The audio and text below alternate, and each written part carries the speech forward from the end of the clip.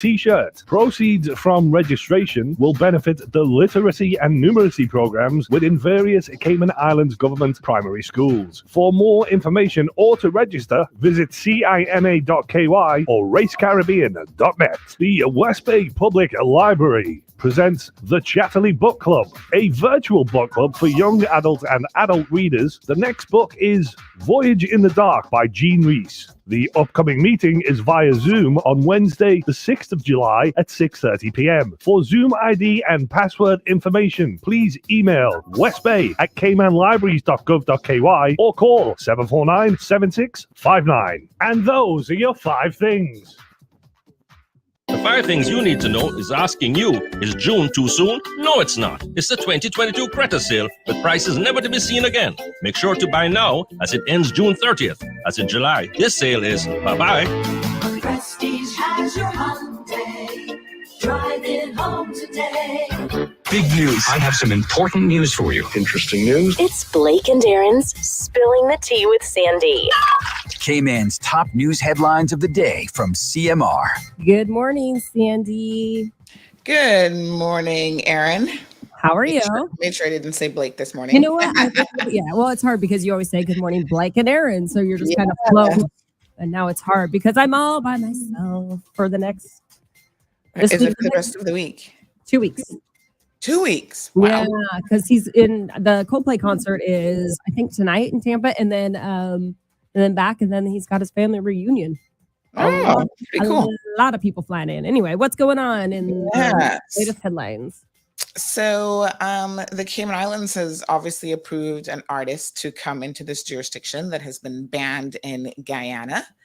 His name is, he's a dance hall artist, a Jamaican dance hall artist by the name of, I think it's Gang.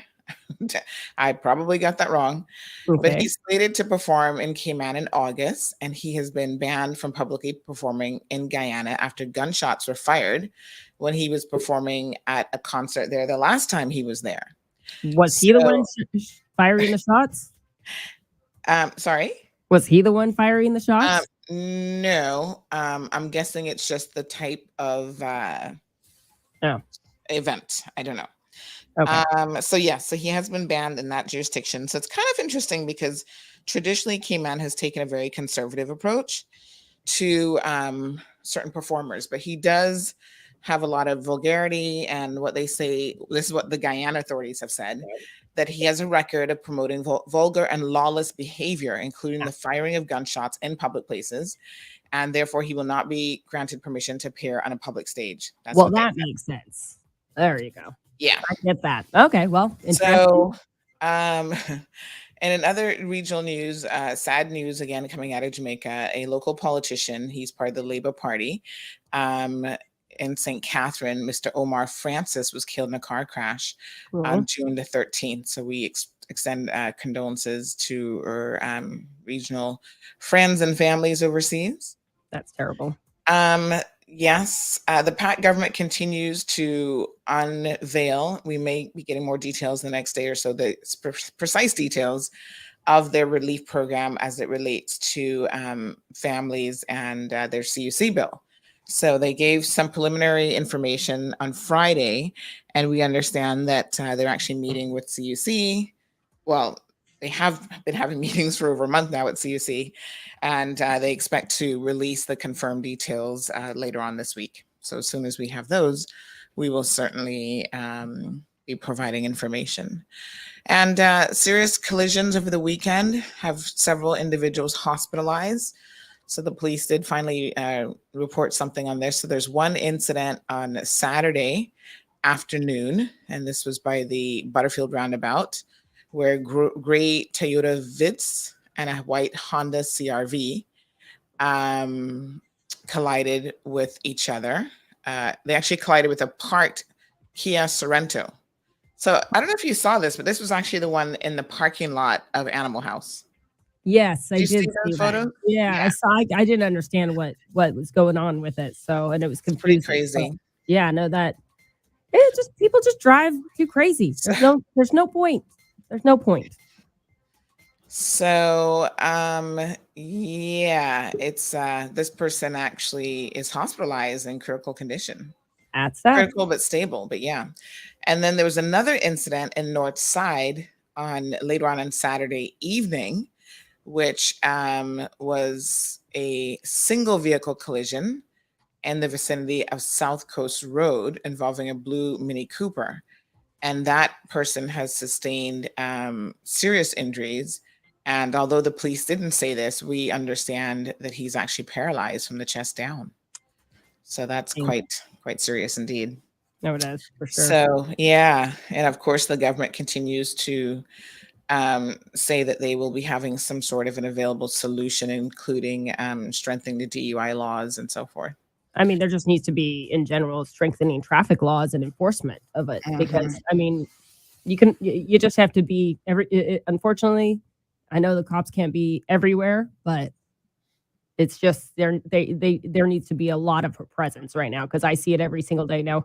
My roommate, when I lived in LA, she was a passenger in a car, and they were racing, and they crashed, and she's been paralyzed since 2003. Wow. And it was very sad. It's not worth it. There's nothing's worth getting there 2 minutes earlier. Nothing's. So that's all I can say out there to everybody. Yeah. So this is a bit of an unusual story that's coming out of the States. The sheriff's department in Florida has basically said that several members of the Haitian Special Olympics team have gone missing. 7 members so far. I mean, would you want to go back to Haiti? I don't they know. Go missing as in they're like, now they live in the U.S.? I mean, they've just gone missing. So they're investigating what might have happened to them. Hopefully nothing bad. They were there to participate in the 2022 Special Olympics Games in a soccer competition. And 6 of the athletes went missing last week. And then a 7th person went missing days later. So they're all between the ages of 18 and 32. That's weird. You know, they turned in their room keys and they left behind personal items. So the police have said that they don't suspect foul play, but they're still trying to identify where these men may have gone. They were all seen around 2:30 p.m. in Kissimmee, Florida. And so, you know, police just basically said that they turned in their room key, left their personal belongings, and then vanished. So it's a missing persons case at this time. That's interesting. Gotta run. Bye. Have a good day. Did you catch Sandy on? All right, folks, we are going to, we've got less than a minute here. We're going to get ready to launch in just a second. Good morning to everyone.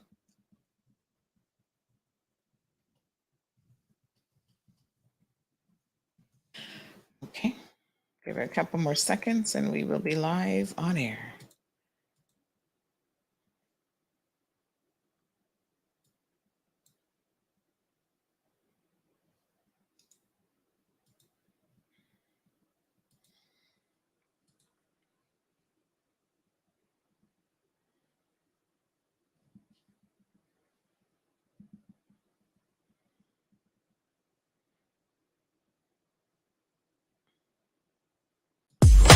Peppermint, sorrel, ginger, beaver grass, or English. Get it ready. Your morning tea just got hotter. Ooh, honey child. On the cold, hard truth. Bobo 89.1 and Cayman's #1 talk show are bringing you morning talk like no one else. Monday Rewind, Impact Wednesdays, Caribbean Connections, and much more. Don't miss a beat with what's happening in the local community. Just keep sipping your tea. What a mess. Here's your host, live and direct from the Cayman Islands, Sandy Hill.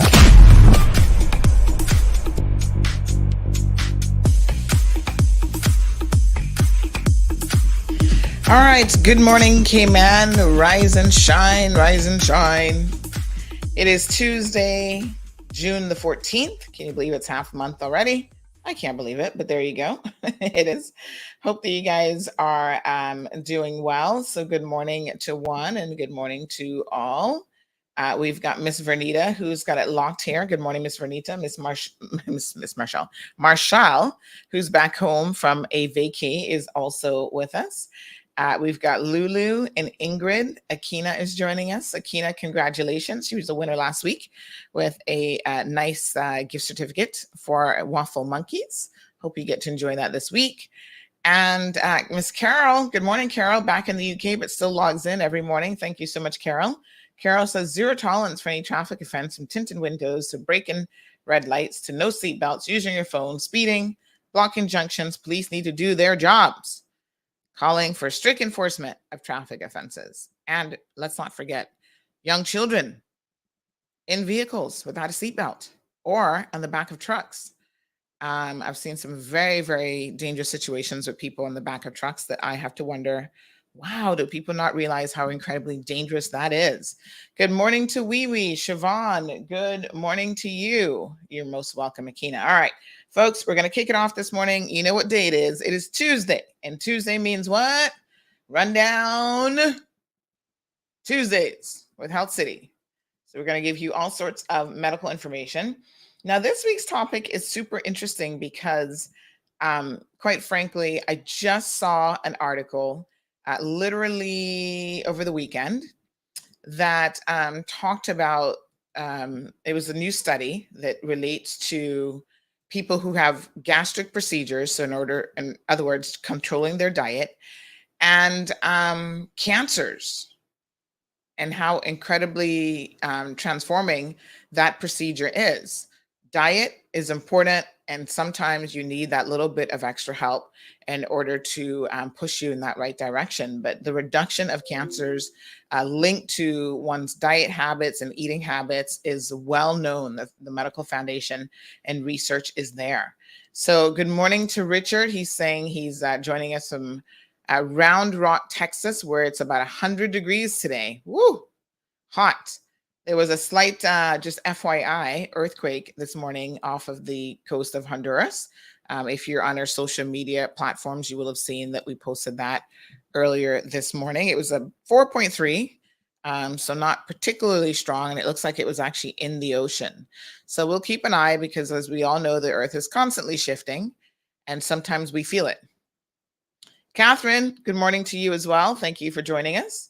All right, so let us go ahead and kick off this morning's discussion. So again, I feel like this is such a topical discussion this morning. Last week, we talked about, as part of National Cancer Survivors Day, the importance of really just having that conversation if you are dealing with cancer, you have a loved one that is. And even if you're not dealing with it at this particular time, one never knows what the future holds. And so this is important information, folks, that could be life transforming for you. And today's focus will be, again, just a continuation of, National Cancer Survivors Day. We're going to specifically be talking about the oncology diet. Yes, so your diet is amazing. And, it can have an amazing impact on your health. And so this is why every single day we're trying to encourage each other to do our best and to eat as healthy as possible. So Shamari, good morning. Good morning, Sandy. How are you doing? I'm fantastic. How are you? I am good. I haven't seen you for a few weeks. I know. I was going to say that normally means that you're traveling. Yeah, a little bit of that. A little bit of that. This time it was personal though. So. Okay. Oh, okay. All right. Little vacay time. Nothing wrong with that. Exactly. But just to mention that is definitely topical, Sandy, because as you would be aware, Health City also have our new infusion suite right there at Camana Bay, currently available from an oncology Absolutely. perspective. And further out in the year, before the end of the year, we'll have the first 10,000 square feet ready in regards to our radiotherapy center for those who need cancer care. So it's a holistic effort that once we have that radiotherapy center ready, for the most part, nobody would ever have to leave Cayman again in order to get their cancer care, all modalities. But the fact that it is an integrated, holistic approach, that's why we can even speak to you today about the Yes. dietary aspects with both Dr. Vanitha who persons are very aware of, and she's beloved, and she has Mhm. been in the space for over 20 years. And she's in charge of our cancer care capabilities that we have at Health City. And she'll be here as well as with Parmeet, who is our dietitian, in order to speak about how diet actually impacts your health, as well Mhm. as some tips and tricks, as well as healthy lifestyles advice to ensure Right. that people that are going through these types of treatments are as healthy as possible when doing it. So, Wonderful. once again, Yeah. So before we bring them in, let's find out a little bit more about the oncology daycare suite over at Cumana Bay. Welcome to our Health City at Cumana Bay Oncology Daycare Suite, conveniently located inside our clinic at 9 Forum Lane, Cumana Bay. With compassionate staff using the latest technology focused on maximum patient comfort, this treatment sanctuary features a seamless and efficient registration, admission, and discharge process. Our suite offers a tremendous amount of natural light and openness, while also providing private space for patients, enabling loved ones to be on hand as support to those receiving care.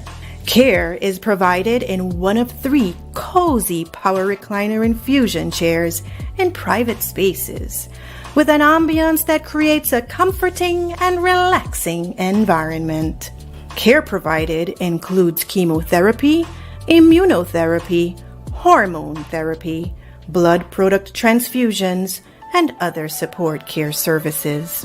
We know our patients would rather be somewhere else. That's why our caring and compassionate team is here to help ensure as comfortable a stay as possible. All right, folks. Good morning, good morning, good morning. I see someone reporting a bit of an audio issue. I'm just going to forward this so that we can double check. I'm not sure why that particular issue would be the case, but I'll have our tech team in the back just check that out. So good morning. So Sabrina's saying that she can't hear Shamari on the radio too well. do I need to speak up, or is it you can Um, hear me well though, right? Yeah, I can hear you perfectly. Okay. But looks like some of our radio listeners are having a bit of an issue. So thank you guys for bringing that to my attention, because as you know, I won't know if that's the case. So I have reported it to the radio tech team, and hopefully they can get that sorted out, because we know our radio listeners love this segment as much as our online listeners. Everybody loves Rundown Tuesdays.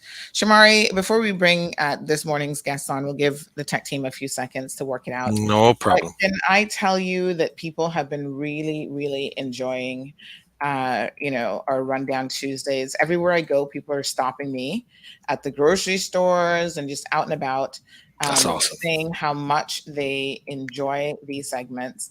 And it's so refreshing to actually hear that. The feedback has just been amazing. And people are saying that they're actually learning a lot. So I'm glad that they're paying attention from that perspective as well, because that's the whole purpose here, is for people to Definitely. educate themselves about, what services are available to. And that's the goal, right? So to hear that is awesome, and I've been hearing the same, Sandy. So just thank you for having us on this program. We look forward to continuing the partnership and helping to give education where possible, and also to help as many people as possible. Because as you know, and we've been discussing, at times, if you have early detection, your Mhm. outcomes are that much better. And we just want to get the Yes. information out. Obviously, we want people to be their healthiest selves, but even if you're a little bit off the track, and even if you're healthy, you just need to check, because at times things can be there that you're unaware of. And once we catch it early, for the most part, it gives you a much better chance, a much higher percentage of either being Mhm. cured and or living a better life from there on out. Yeah, absolutely. So, folks, just a little bit of a traffic alert. Those of you who are still stuck in traffic, you may wish to avoid the Cricket Field stoplight, which is kind of that Bobby Thompson intersection. There is a 4-car pileup that has just happened there this morning. So, I would suggest at all costs, try to divert and avoid that area as much as possible. We do our best to try to give you guys these real-time traffic alerts in the morning because we know how incredibly difficult traversing the roads can be. So let's go ahead and bring in Dr. Benoit. Good morning, Dr. Benoit. Good morning, Miss Sandra. Good morning, How Shamari. are you? Good I'm morning, very Dr. good, thanks. Vinita. Yeah, I hope I'm audible. Yes, I mean, I can hear you perfectly fine. I think there's a little bit of something on the radio, which we're having that team over there kind of look into for us this morning. So they should have that sorted out momentarily, I'm sure. And so we're so glad to have you joining the conversation this morning. Now, for some reason, I cannot grab Parmeet. I'm getting a device not connected. So I want her to, I'm going to just remove her out of the studio. And then I wanted to try coming back in with that link again. Maybe a little restart of the computer or something might be helpful. So I did notice it earlier and then it disappeared and it came back. Modern technology, folks, but hopefully we'll be able to grab her here in just a second. So Dr. Benoit, from a clinical perspective, let's go ahead and kick off the conversation this morning. It's amazing. Dr. Vinitha, sorry, I'm told that's what you go by. Is there another Dr. Benoit as well? Is that why I'm thinking there's two of them? Right. There is Dr. Benoit, who is the cardiothoracic surgeon and also the leader at Health City. Right. Are they related? Yes, they are. we have legally by marriage. Yes. Yes. Yes. I was wondering that. So not to confuse them. Right. So yes. Dr. Benoit, when you hear Dr. Benoit, people would think of Dr. The Benoit, other Dr. Benoit. Right, that saves babies so with Dr. Vinitha. Hearts and the such, and Dr. Vinitha is everything oncology at Health City. All right, so Dr. Vinitha, so that we don't get it confused. Beautiful. So let's talk a little bit about this discussion this morning in terms of, how important diet is. Now, I'm always a bit confused. Sandy, not to cut you, but I see Parmeet speaking on the chat, so I'm not sure if she's available now. No. Okay. Yes, oddly, I don't see her. I see the chat convo, but that was a few minutes ago. So she might be logging back in. Okay. Yes. So, I hear a lot of people sometimes having these discussions about cancers and what quote unquote causes cancers, if there's a clinical link, and they're not quite, aware of how important diet is. So can you give us a bit of a rundown? And we know that as soon as we can get Parmeet back in, we'll be talking about it from her perspectives as a clinical dietitian. But can you tell us from, the oncology perspective, why is diet and what has the research shown as it relates to diet and cancers? Yeah, so what we know is that about 30% of cancers are preventable, and they are related to our lifestyle changes or lifestyle behaviors. And one of the most important factor that is linked to many cancers is being overweight or obese.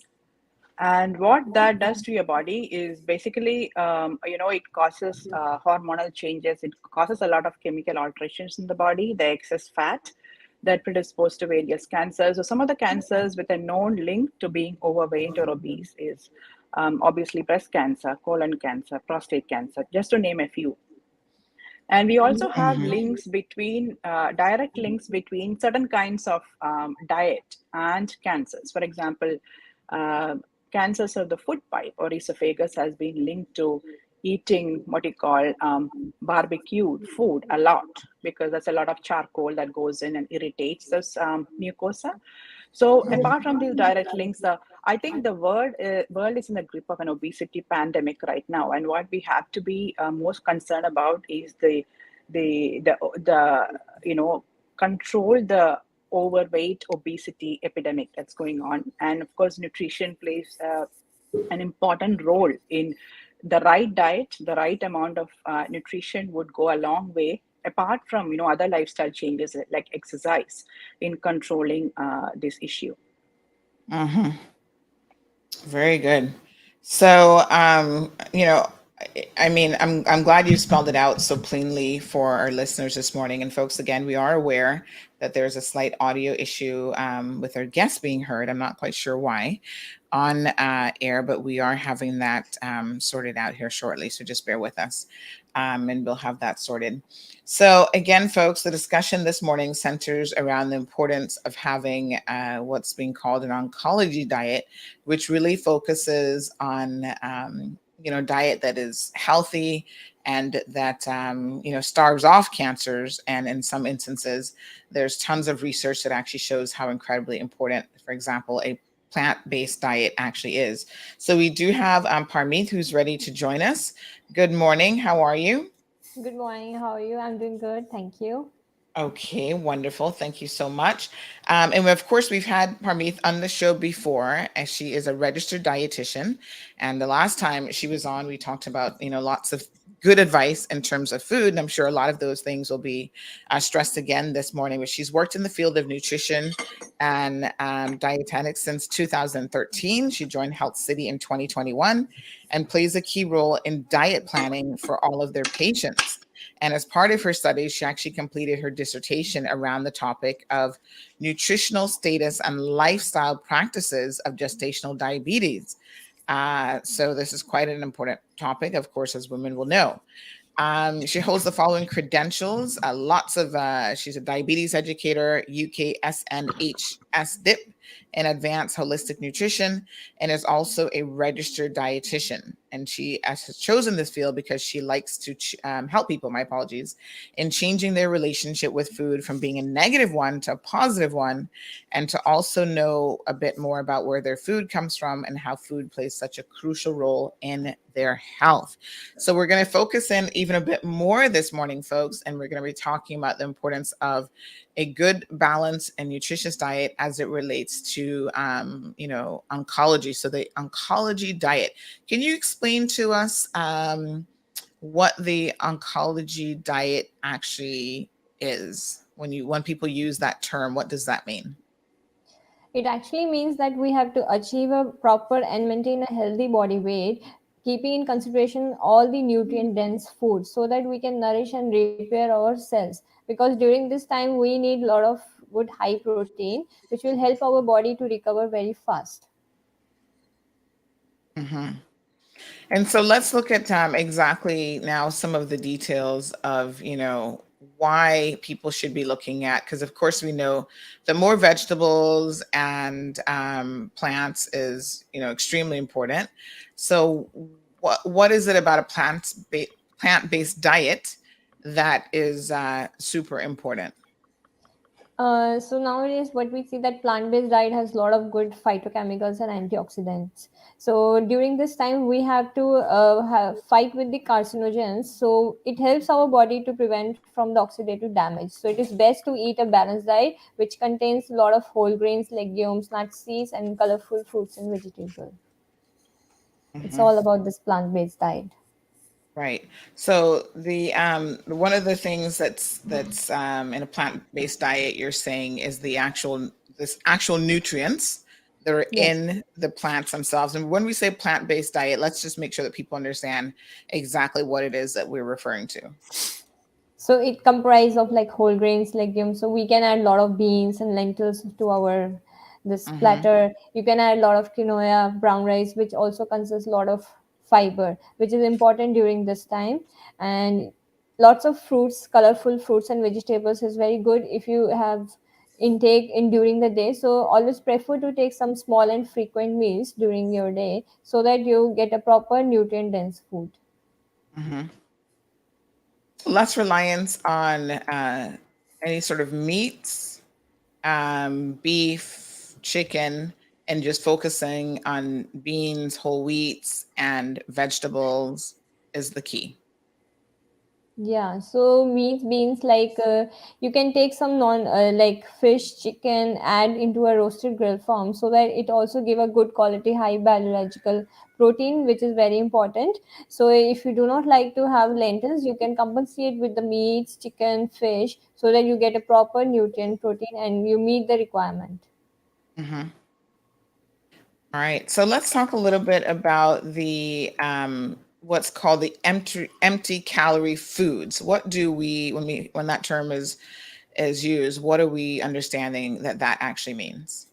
So nowadays, we do generally people don't have time, so they try to buy on things from processed food, refined food.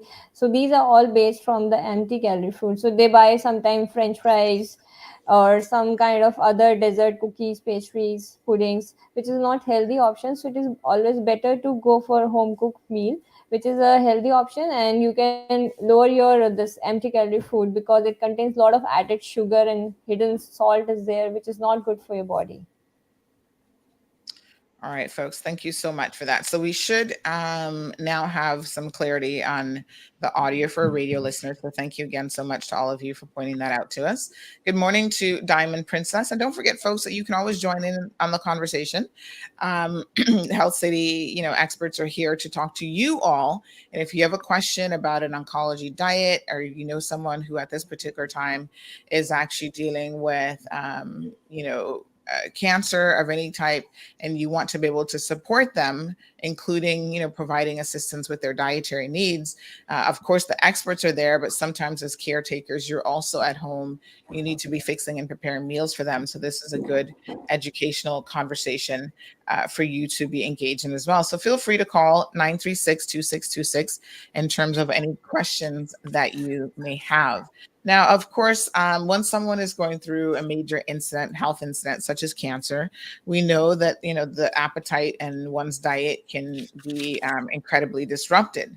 So, what are some of the ways that someone can actually improve their appetite and maintain their necessary caloric intakes? I'm sure that various treatments might impact one's desire to even eat at all. But of course, you need food for nutrients and to actually fuel the body. Is that correct? Yeah, it's very important to improve our appetite during this time. So it's always better if you have a 5 to 6 meal services during the day. Always prefer to take your largest meal when you're hungry, and try to take some high protein food when your appetite is strong. Because what happens when you take a good food diet, your this nutrients will be met during the whole day, which is very important. So always enlist like what is all you can prepare beforehand, so that whenever you feel like eating, you should have a good, proper, healthy, nutritious diet. Mm-hmm. Okay. All right, folks. Proteins, extremely important. We hear a lot about like protein-based diets. Is this something that you would recommend for someone who is going through an oncology-based event, or just overall health when you're trying to, just eat the best that you possibly can? How important is protein in your diet, and how much of it should you actually be taking in? Because we see some diets are based almost exclusively on the high protein intake. What is your perspective on that? Yeah, protein is very important at this time. So we need to repair and nourish our body cells. So it's always better if you take a good Greek yogurt or add some peanut butter to your smoothies. Always use some like whole milk as a base of your smooth or smoothies. We can use avocado, which is very good healthy fat. So you can add into some sandwiches or any kind of tacos. If you're liking some food, you can prepare by yourself. And always use some kind of peanut butter or nut butter on your waffle or pancakes if you love to eat some bakery products. And it's sometimes when you are not able to swallow or you're not able to take a proper diet, so we always recommend to take a nutritional supplement under the guidance of consultants. Especially Dr. Vinita will help you how which we can recommend you, which is very good for your body after looking at your blood reports. So it's always better if you come and take a visit and check for your nutrition supplement if you're not taking proper healthy diet. So we'll recommend some good nutrition supplement, keeping consideration your calories and protein requirement. Mm-hmm.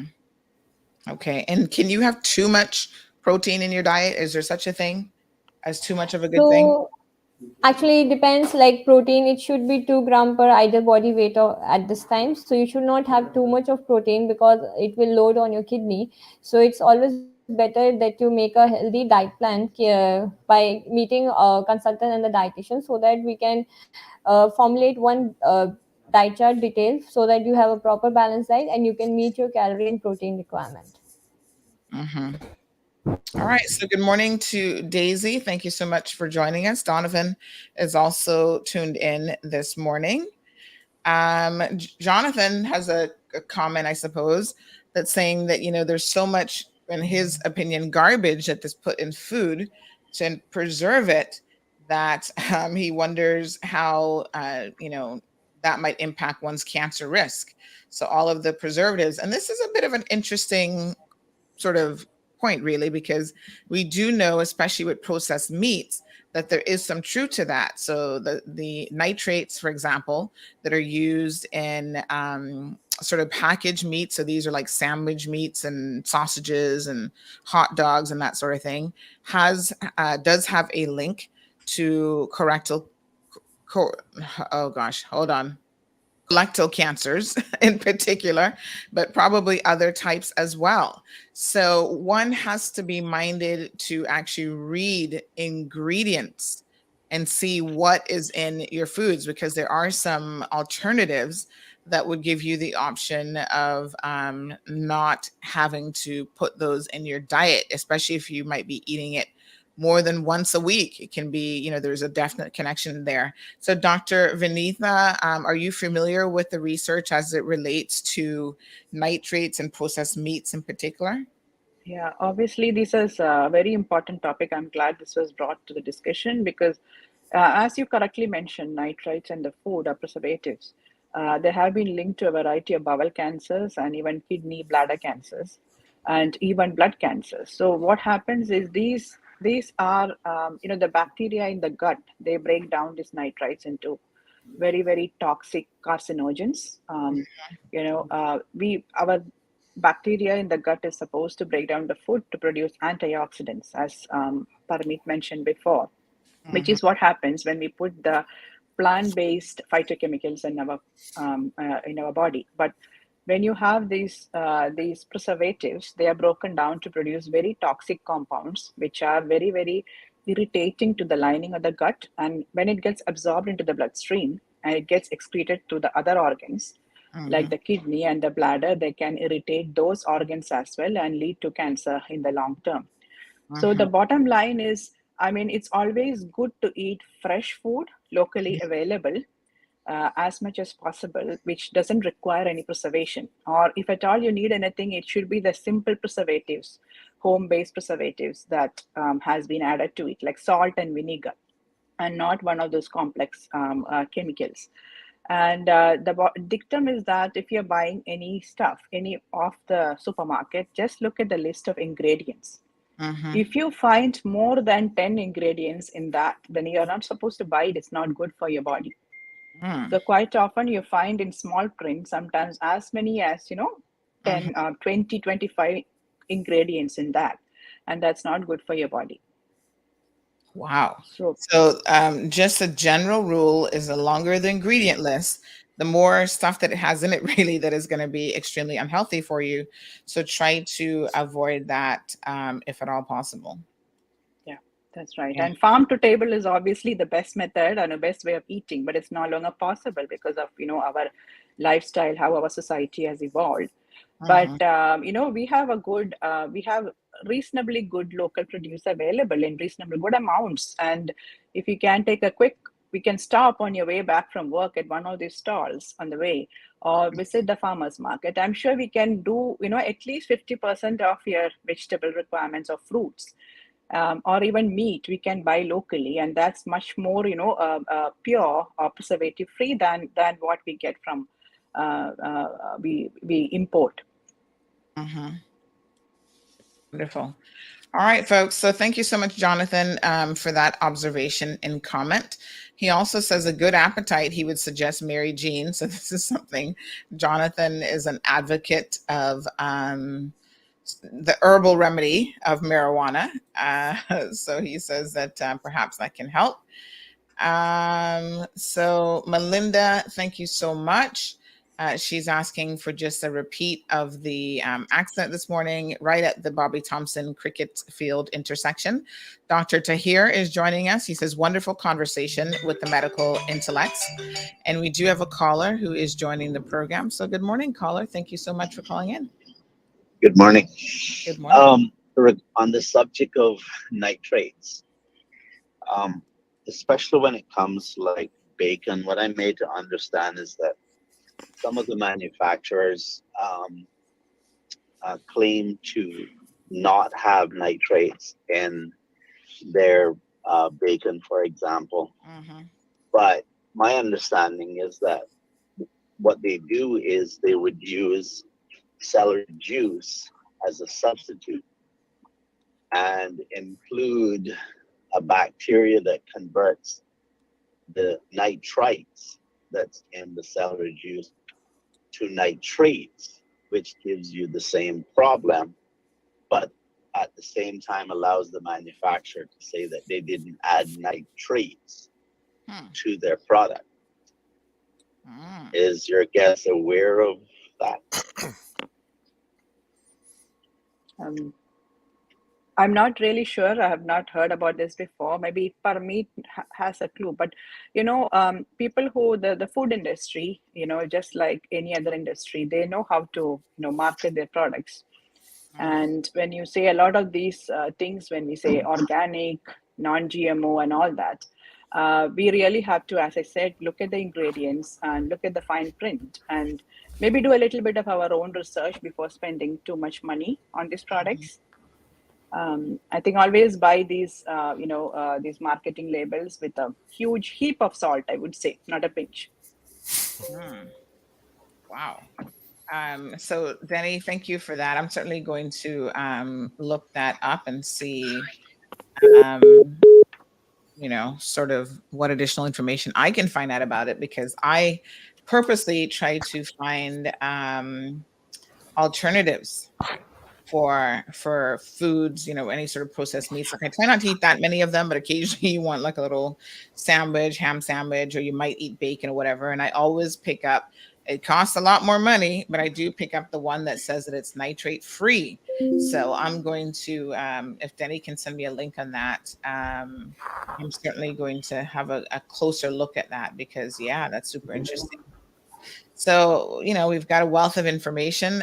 Parky, thank you so much for joining. She says, when are we going to discuss the high cost of eating healthy? Eating farm to table is best, but can be expensive. Organic foods cost more. And of course, it's so interesting because Dr. Vinitha just said that some of that quote unquote organic label is actually simply marketing. So you're paying more for probably a fancy package and marketing that claims it's GMO free, that claims that, it's organic and so on. When in fact, it may not really be much better of an alternative. So, here in the Caribbean, we do have pretty good weather most of the year. So we don't have, extreme storms, the occasional hurricane. So we can grow a lot of our products, we can have little farm to table options, even in your own space, in your own backyard. So I think more and more people need to, even as we talk about not just what's good for us, but what's good for the environment and how we can live a more sustainable life overall. Some options are definitely to shop local, speak to local farmers, and also see what you can do in your own backyard garden. We've got a flourishing backyard garden. I got to tell y'all, one morning I'm going to try to do the show from the garden so that you can really see all that's going on there. But we've got everything from bok chow. Y'all know I have to have planting in my garden. Forgive me, Lord, but I love a planting. So we do have some planting trees, so I can get fresh planting at any time. We've got lettuce and tomatoes, and we've had carrots. The carrots weren't really the best. They were tiny, but there are things that you can definitely augment in your diet through some of these fresher options. So just any comments on the cost of foods, and do you see any of your clients struggling to eat healthy because it's an expensive option? We do see, I mean, most people, especially I can talk about my patients. As you know, when you have a diagnosis of cancer, suddenly the patient and the whole family becomes aware of healthy eating. You know, it's just not something consciously and unconsciously. And obviously, we focus a lot on the diet during cancer treatment and afterwards as well. And then there is a flurry of trying to figure out what kind of food to eat. Obviously, with the help of Parmeet and our team, we do put up a diet chart for them. And but what we do tell everyone is to eat a balanced diet in moderation, and you can eat every food type, every nutrient in moderation, and you don't really have to shop for exotic food. Like, you might suddenly think those blueberries in the box in the supermarket is loaded with antioxidants, and you need to eat that in order to get all the nutrients, or you need to load up on a lot of supplements which are found on shelves. You don't really have to do it. You can still do with whatever is available locally. And as I said, papaya, for example, it is a good source of vitamins, antioxidants, and it has a lot of fiber that helps people to people suffer from constipation, bowel disturbances. You can also eat the bananas are an excellent source of not just sugars but also a lot of minerals. So you don't really have to go far and shop for exotic stuff which may have stayed on the shelves for a long time. And you can make to do with the local kalalu. I mean, all these fruits and vegetables that are available locally. And as you said, farming, or having just a small kitchen garden is good enough. My advice is to not to spend too much money on a lot of supplements. I've seen patients buying supplements worth thousands of dollars, thinking it's going to help them in the fight. And yes, of course, supplements do help to some extent, but too much is also not too good. And the most expensive ones, the most fancy labeling or packaging is not always what you need. So always you have to discuss with the dietitian or your doctor and try to find out if this is a good one for me. Because the other point is some of the ingredients in the supplements may interact with the treatment that you're taking. For example, if you're on hormone therapy, certain types of chemotherapy, you cannot eat certain food stuff because it interacts with the medication, reduces the efficacy of the medication, or makes it more harmful to your body. So do not take any supplements, do not go any fancy diet, because trying to lose weight and going into something like a keto diet or something, it's not good when you're on cancer treatment. Obviously, you can talk about it later once your journey is over. But when you are a survivor of cancer and you're undergoing treatment, and not to follow any kind of diet without consulting your oncology team. And at that same time, you can discuss, healthier and cheaper, less expensive food options too. Right. Wow. Very good. Thank you so much for that reminder. So Jonathan says that they say that one slice of bacon has just as much cancer in it as 2 cigarettes. I'm not quite sure it's as bad as that, but it's definitely something that has been highlighted from a dietary perspective that we have to be mindful of. So you shouldn't be eating bacon, even 3-4 times a week, because it will definitely increase your chances. I love the CMR mug, Shamari. Beautiful, beautiful. Dr. Tahir says he has a question. He says, what are the negative aspects of the oncology diet, and can it be overcome? When I say, cancer treatment can be associated with either weight loss or weight gain. So we cannot have a blanket approach for all patients. For example, some of the, the bowel cancer or lung cancer treatments can be associated with loss of body fat, body muscle, and all that. While some of the breast cancer treatments, say like hormone treatments, some chemotherapy, can actually cause patients to gain weight. So you should not apply the same rules to everybody. For example, you might want to tell a patient with weight loss to eat more fat, not to eat the low fat dairy, but go for full fat milk and full fat yogurt. Well, you might not the same thing to a patient with prostate cancer or breast cancer who's on hormone therapy. For them, you might say, okay, go for the low fat option. So that is why it's very important to tailor the diet regimen or the diet plan to an individual patient, not just based on the body weight and the blood values, but also based on the kind of treatment they are going to receive. And what do we anticipate? Weight loss or weight gain, loss of muscle, loss of fat or gain of fat. It's very important that there is a crosstalk between the oncology clinician and the dietitian. So that's what we try to do in Health City. Like, so we update each other. And obviously, if throughout the course of treatment, if there is any concern, like for example, we can monitor the patient's protein status, body's total protein, by looking at the albumin. If we find it that anything is dropping or needs some supplement, we always call Parmeet to come back and review the diet plan for the patient. So, yeah. So overall, if you individualize and tailor the diet plan to a patient, not just in the beginning, but throughout the treatment course and even after treatment, then it's going to be, there's no negative effects to that. But what we have to remember is that, the diet plan, patients may not be able to follow it because of nausea, change of taste and all that. So we have to be in touch with them. We need some alternatives as well. We need some in our, hand to suggest some minor changes on the way. Very good. So constant consultation throughout the entire process. So Carol says that she says, but I love bacon. So, I suppose occasionally having it in the diet or doing alternatives like turkey bacon is also, something that you can consider. Now, one of our What's Up listeners to the program has said, how healthy is backyard farming and local farming when MRCU sprays carcinogens and chemicals all over that on a daily basis? And also there's no regulation of what chemicals local farmers can and can't use. And so nobody knows what is actually used locally. And he says, I support local, but some regulation is needed. Very, very interesting. And of course, that's a valid point, but if you have to make sure that you wash your vegetables very, very carefully.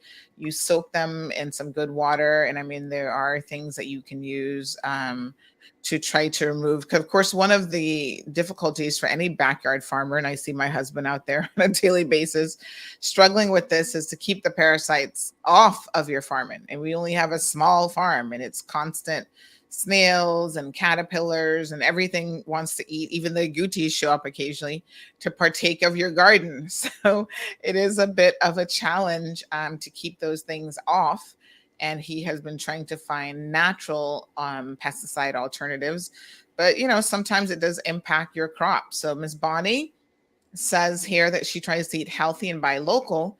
But what she's discovering is that the local farmers are using too much fertilizer. So again, kind of to this point, and she'd love to see them using organic fertilizer. So hopefully some local farmers are listening to the program this morning and you're hearing some of the concerns that people are sharing in terms of even the local crop. So Jonathan said, would any of these doctors at Health City recommend or suggest marijuana as treatment after chemotherapy or perhaps during? Yes, marijuana has carcinogens and stuff, but it is proven that it's good for one's appetite during chemotherapy, yes or no? So what is the perspective as it relates to, he's not just suggesting CBD oil. I think he's actually saying smoking it, which is, I'm sure, not something you would recommend. Yeah. So, all the data that we have is on medical marijuana. Yeah. And not the regular one. So we'll be talking about the, how we use that or recommend that in our practice. So yeah, the CBD oil, the approved preparations of that have the right balance of CBD and THC and all that. So that's the one that I'm talking about. It has been scientifically proven that CBD oil helps improving appetite in patients with cancer. And here we are talking not just cancer related, chemotherapy related, but as you know, advanced cancers, patients have loss of appetite, poor appetite, and what we call cachexia. They lose a lot of weight and muscle as a result of the cancer itself, not just because of the treatment. And CBD oil has been found to improve the appetite of patients who have cancer cachexia. And it also helps control the nausea and vomiting of chemotherapy.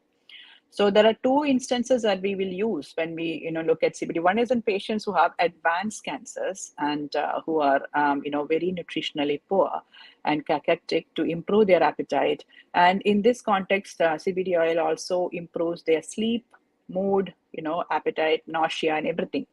So we use that quite often in patients with advanced cancer. In patients who are undergoing chemotherapy for a short while, say like for about 4 months for breast cancer, 6 months, we do not really need to use a CBD oil in this patient that we have at this moment to control nausea and vomiting. We have a lot of medications that control the nausea and vomiting quite well. And we really do not have to go to the extent of using CBD oil. And because the chemotherapy duration is short, it doesn't really impact them so much nutritionally that we have to recommend CBD oil. But despite all our medications, if patients still suffer from extreme nausea, vomiting, or poor appetite, then we do recommend CBD oil for such patients. But we're talking only about medical marijuana here. Jonathan, that may not be the answer that you wanted, but it's the medically salient response. So Donovan says, what's the best and natural source for potassium in one's diet? Pardon me? Potassium, yes. Yeah, so potassium is very important. So it's a good electrolyte balance. So we will get potassium in citrus fruits. You can have some lemon or oranges, and in vegetables category you can have potato. So potato has a good content of potassium, and banana is a very richest source of potassium and magnesium. So you can have one banana, and you can make some good smoothies, and always add a good so best is like fresh coconut water, which is very freely available on island. So you can have 1 to 2 fresh coconut water, which will meet your potassium requirement. All right. And somebody else said bananas. Yeah. Okay. So Jonathan is thanking you for your response. Physical activities. Let's spend some time. We've been focused so far on the diet, which is extremely important, obviously. But how important is physical activity in actually managing cancer treatment side effects? So we always say that diet and exercise play a major key role. So it's always better to have some moderate physical activity during the day. So you can do some.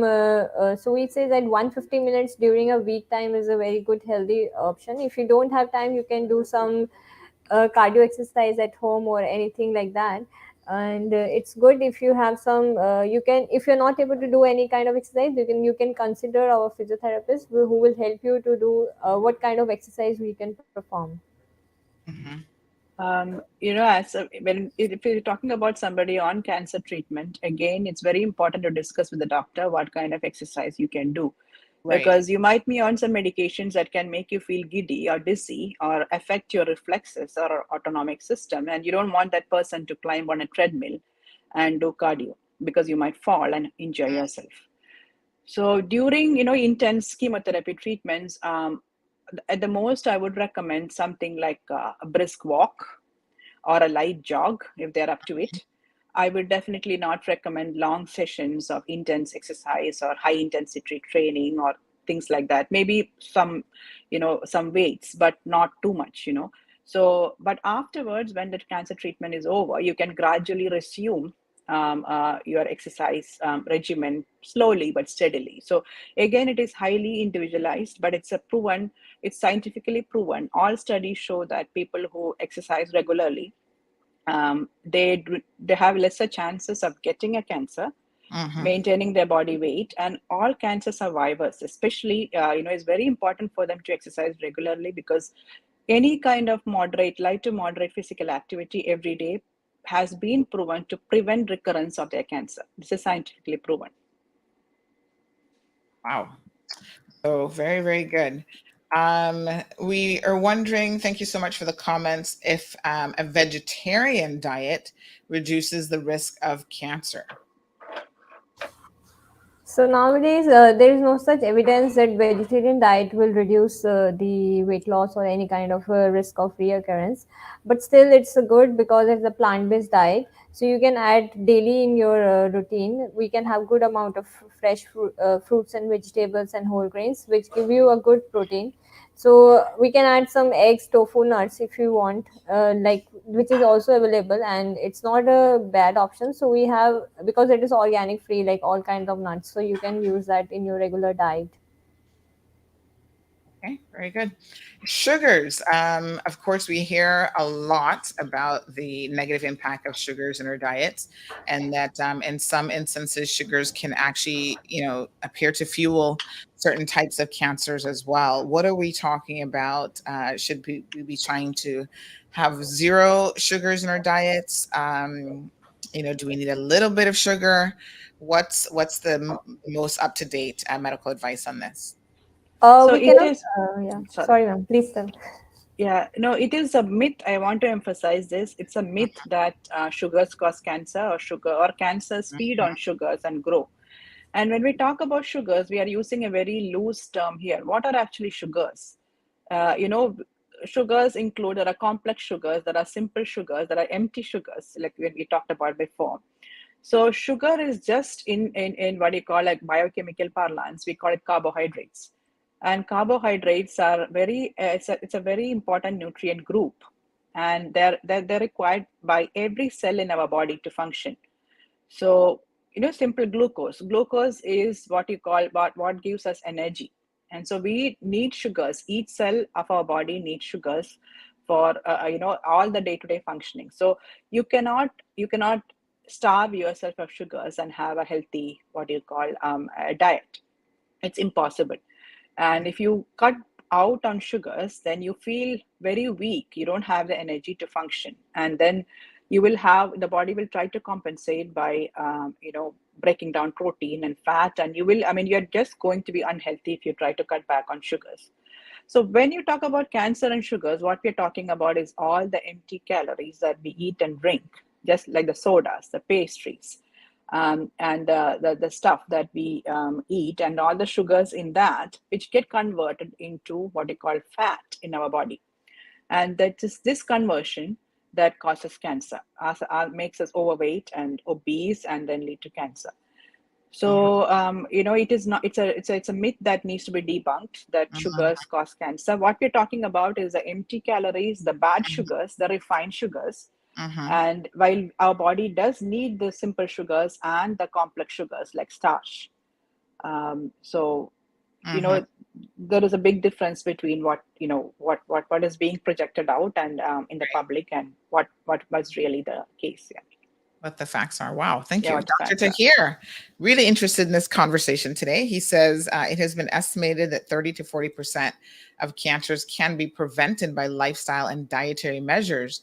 So what dietary measures are to be taken? Well, I think that's the entire show this morning, actually, is we're talking about all of the things that you can do. So, of course, some of the suggestions so far is to cut down on empty caloric foods, avoid some of those.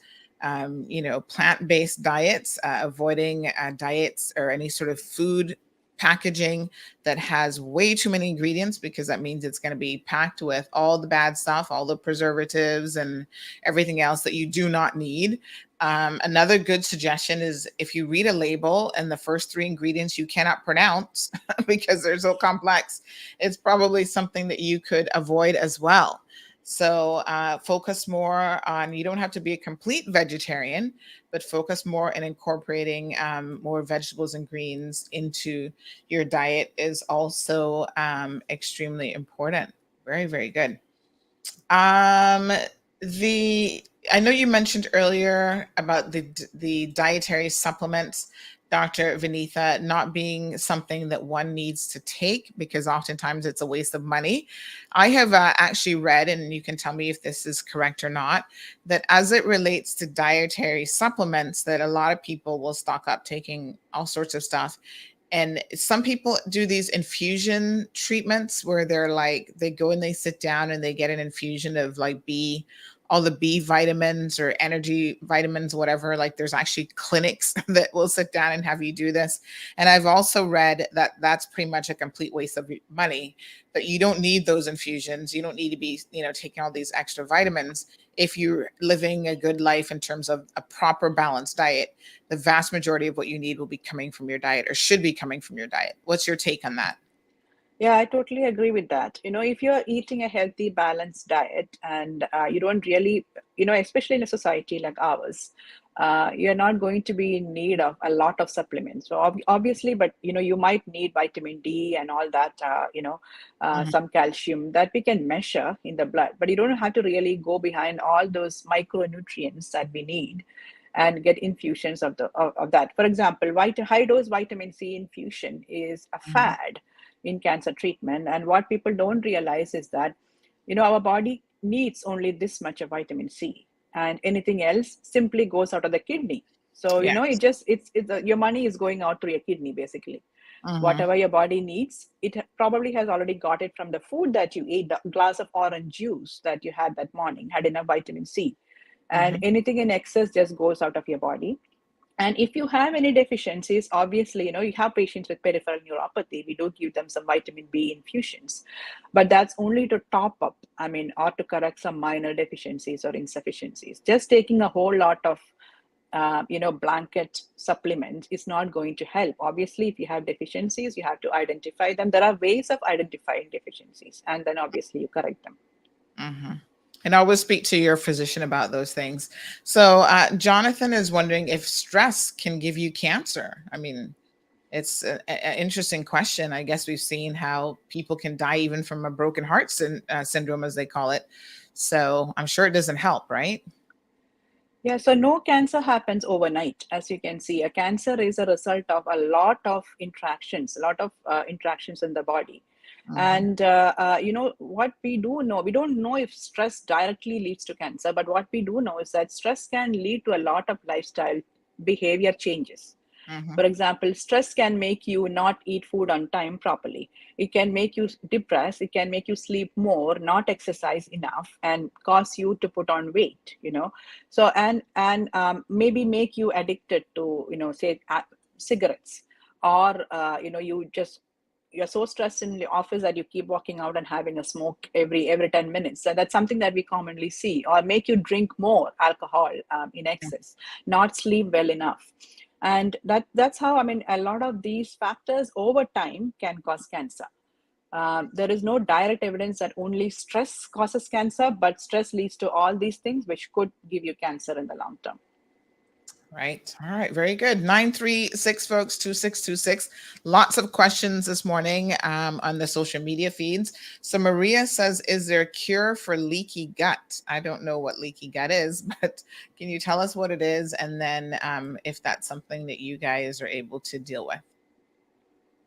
I am, as I said, I think, I presume that she means diarrhea or incontinence of stools. I'm not so sure. Mhm. But I'm sure our gastroenterology team can definitely help her with this problem. So Mhm. we have Okay. to identify what is the cause of leaky gut and then try to fix it. Yeah, I'm sure we can help you. Mhm. Okay. Very good. All right. Just having a look here, folks. We've got just a few more minutes in the program. So let's talk about, we've covered quite a bit of ground this morning. So let's talk about Shamari, the oncology daycare suite, and how that is really helping in the fight, against cancers, and helping people who are going through this particular situation really come out on the other side so that they can celebrate being survivors.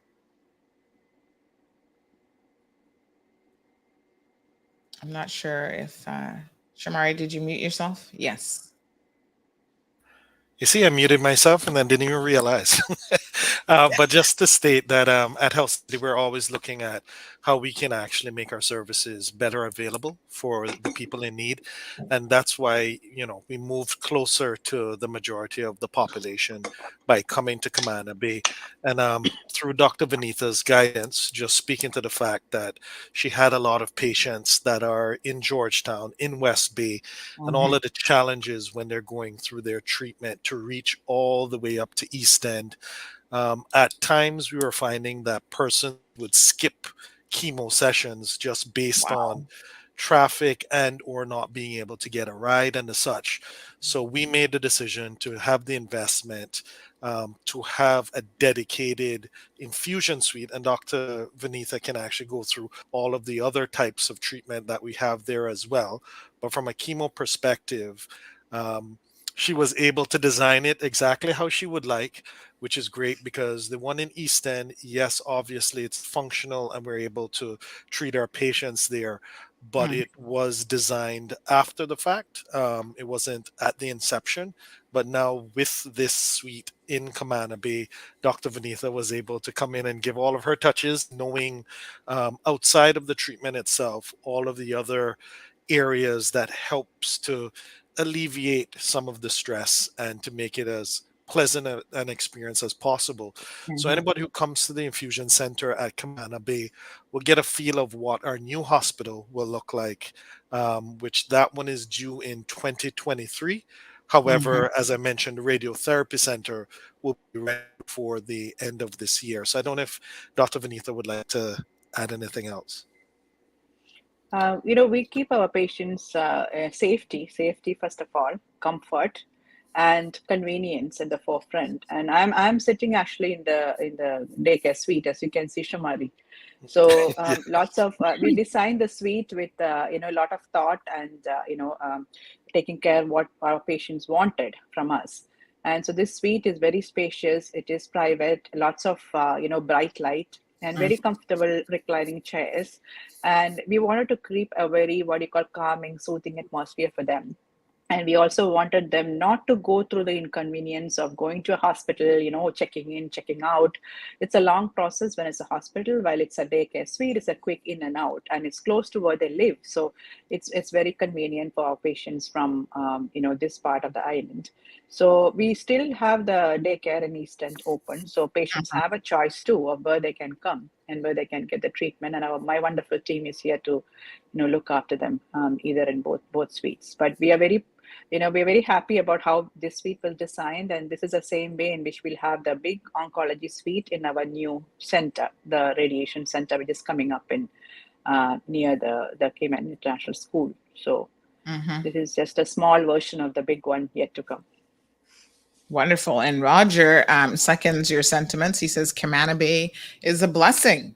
So thank you so much, Roger, for that feedback. So folks, again, you've been listening to another segment here with Health City. That you can find them every single Thursday. It's Medical Rundown Tuesdays. Did I just say Thursday? Tuesdays with Health City. And of course, again, we've been talking about cancer survivors, because just last week it was Cancer Survivors Day. And really, I think if you know of anyone who's been through this, or you've been through this yourself, you understand the importance of all of this information that is being provided. So we'd like to thank Parmeet, who is the clinical dietitian, for joining us this morning. Thank you again to Dr. Vinitha, who is the medical oncologist with Health City, registered dietitian, was Parmeet. And then, of course, the Chief Business Officer, Shamari, who we haven't seen in a few weeks, but is still very much here joining us this morning as well. Perfect. Thank you, Sandy, as always, for having us on. And we look forward to our session next week. Absolutely. Fantastic. Have a great week, guys. All right. Thank you. Thank you, Sandra. Thank you, Kim. Alrighty. Bye-bye. Thank you so much. Bye-bye. For over 7 years, Health City Cayman Islands has provided life-changing and life-saving medical care for the people of the Cayman Islands at our hospital in East End. During this time, we have become an integral part of the community, and now focused on connectivity and collaboration. Our vision is to make an even greater impact on the quality of healthcare for the people of our islands. In summer 2022, we will open a 70,000 square foot state-of-the-art hospital built on 3 acres of land at the southern end of Camana Bay, bringing much-needed specialized medical services closer to where people live, work, and play. Camana Bay, located at the heart of 7 Mile Beach, is home to schools, businesses, shops, restaurants, and entertainment. And now, Health City Camana Bay, a $100 million world-class hospital. Health City Camana Bay will include an advanced cancer care unit, offering bone marrow transplantation and the latest cancer treatment technology. It will contain a modern neonatal intensive care unit, emergency and critical care, purpose-designed operating rooms for surgical specialties, such as cardiology, neurology, and orthopedics, and robotic operating systems. a master plan for improved health care for the people of the Cayman Islands.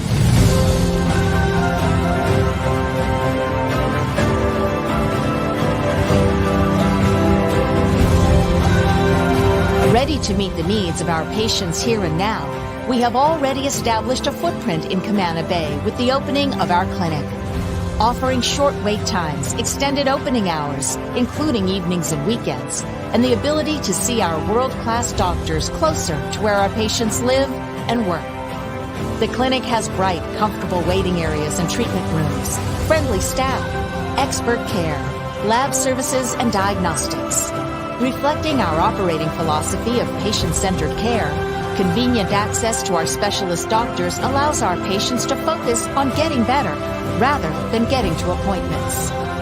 With our unwavering commitment to our community and the thousands of patients who trust us to care for them, we look forward to building healthier communities in a place where life unfolds, blossoms, and thrives. Welcome to Health City, Camana Bay.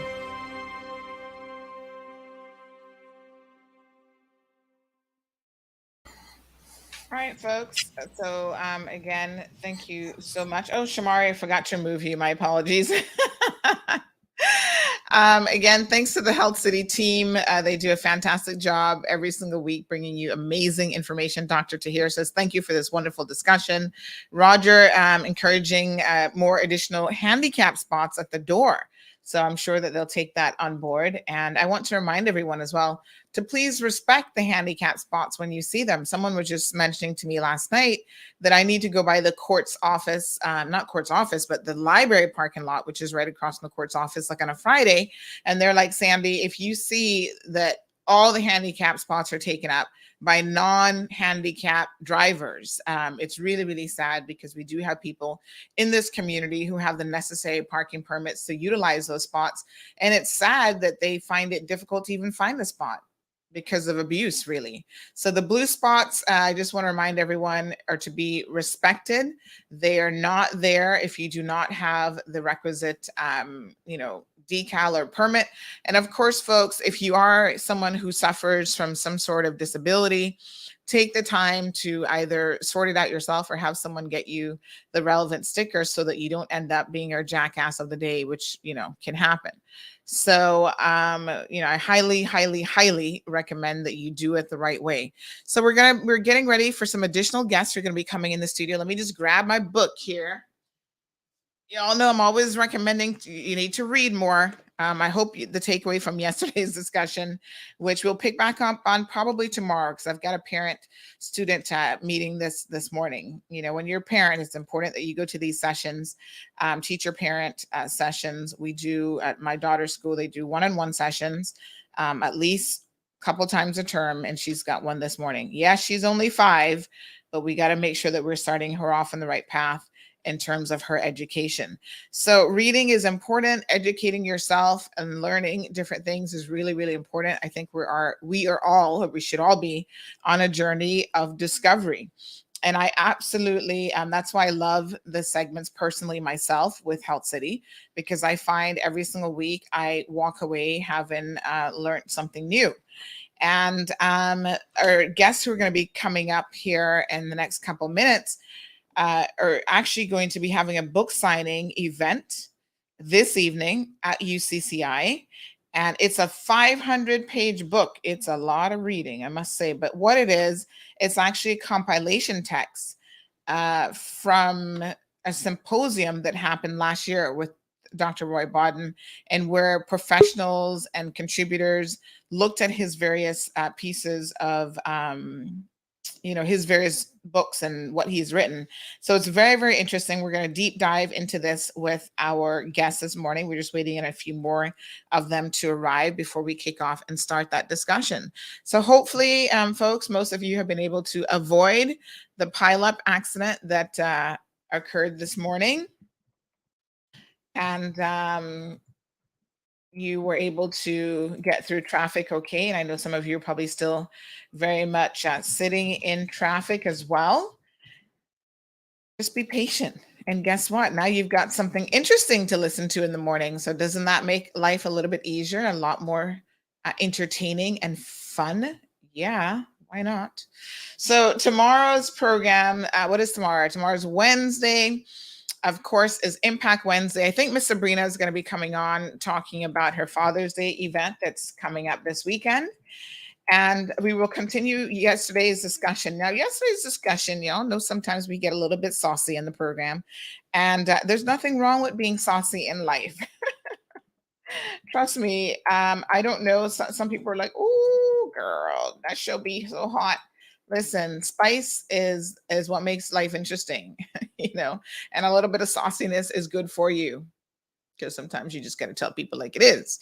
So I want to continue the discussion tomorrow because there's a lot that's happening in the world of politics that I find so incredibly interesting. And there's a lot of games to be had, and some people are very easily fooled. Yes, spice is life. Jared says, he's like, spice is life. And there's a lot of games that are going on at the moment, always in the world of politics. And I try to break it down for folks because I think that some people can be fooled by the shenanigans. And, I'm not too easily fooled. Like, I really like to see things of substance. And so when people jump up and they talk about, certain things that the government should or shouldn't be doing, when they know that they were fully aware of what the government had in the pipeline and what was coming, and they just basically preempted the government, it's an interesting move. And I guess on the one hand, you can call them political strategists because they're able to jump ahead of something.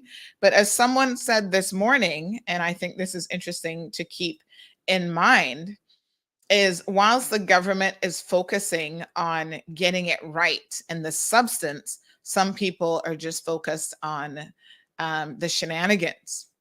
So this is what someone said: ignoring their blabbering and continue to take action is hardly cautious and reactionary. We had inflation in 2019 at the same rate that the US is experiencing it now, which has caused the Fed to respond with rate hikes. It would have been proactive for the then government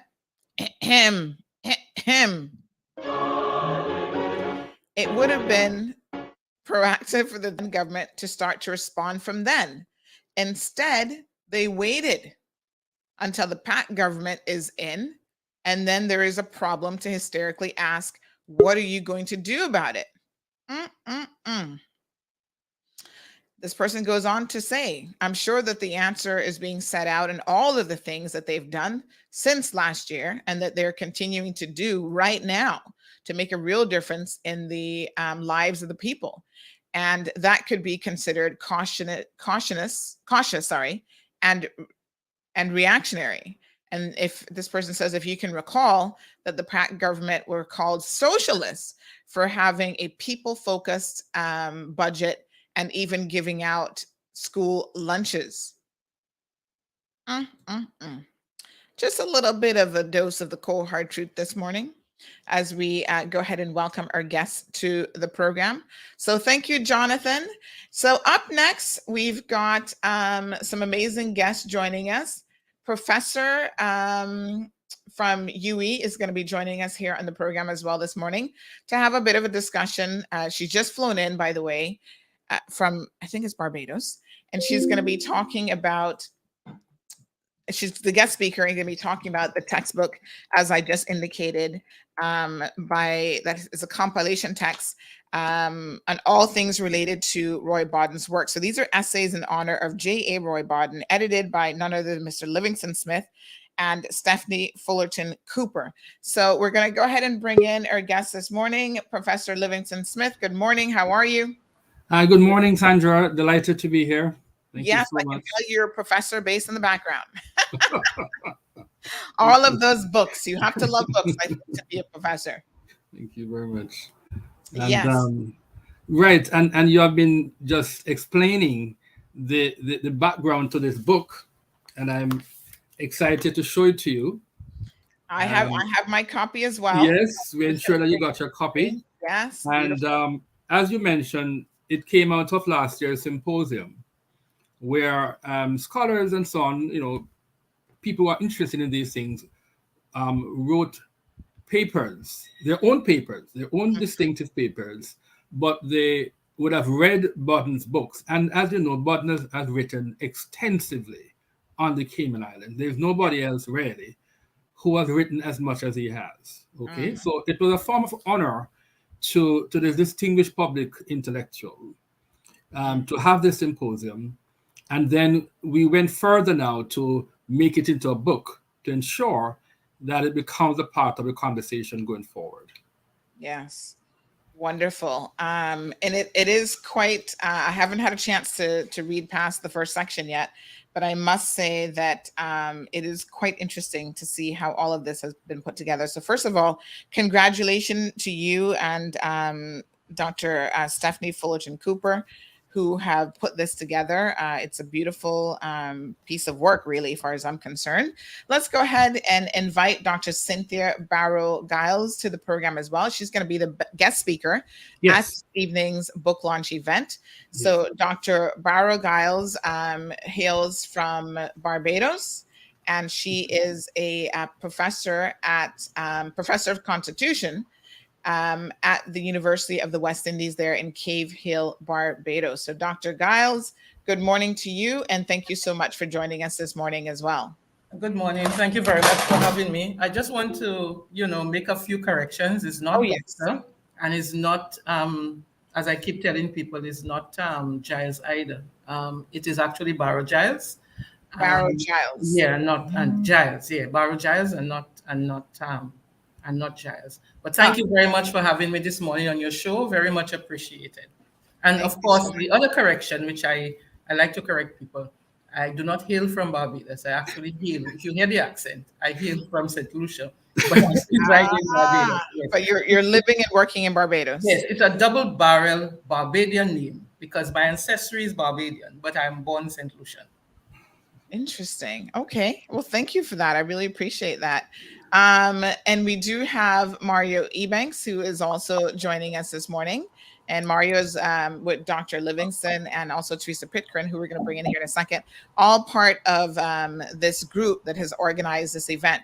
So good morning to you, Mario. How are you? Good morning. Fine. How are you? Good. Thank you so much. Thanks for having us on. My first time on Bobo, not my first time on Cayman Road. Yes. And of course, we've got tons of listeners joining or listening in on Bobo 89.1 FM. And let's bring in Teresa Pitcairn. Good morning, Teresa. How are you? Good morning, my love. How are you? I'm doing yeah. This, of course, is an honor and a pleasure, not only to be amongst this esteemed group of persons on the talk show this morning, but to be in conversation with you, with the public, because I know that there's a certain dynamism that is etched to anything that you touch, to be honest. And Sandra is iconic, and I've had the pleasure of knowing her from the time she was articling. No, you weren't articling, but you were doing Maples. Yeah. I had just qualified as a lawyer, and Sandy was working with us at Maples. So I am familiar with the intellectual dynamism that she has and what she brings to the table pretty much invariably whenever she's around. So thanks very much for having us on this morning. It's going to be an honor to discuss the gentleman who refers to me as his fourth sister, none other than the James Roy Bodden, and actually to have the public introduced to an equally dynamic woman as well.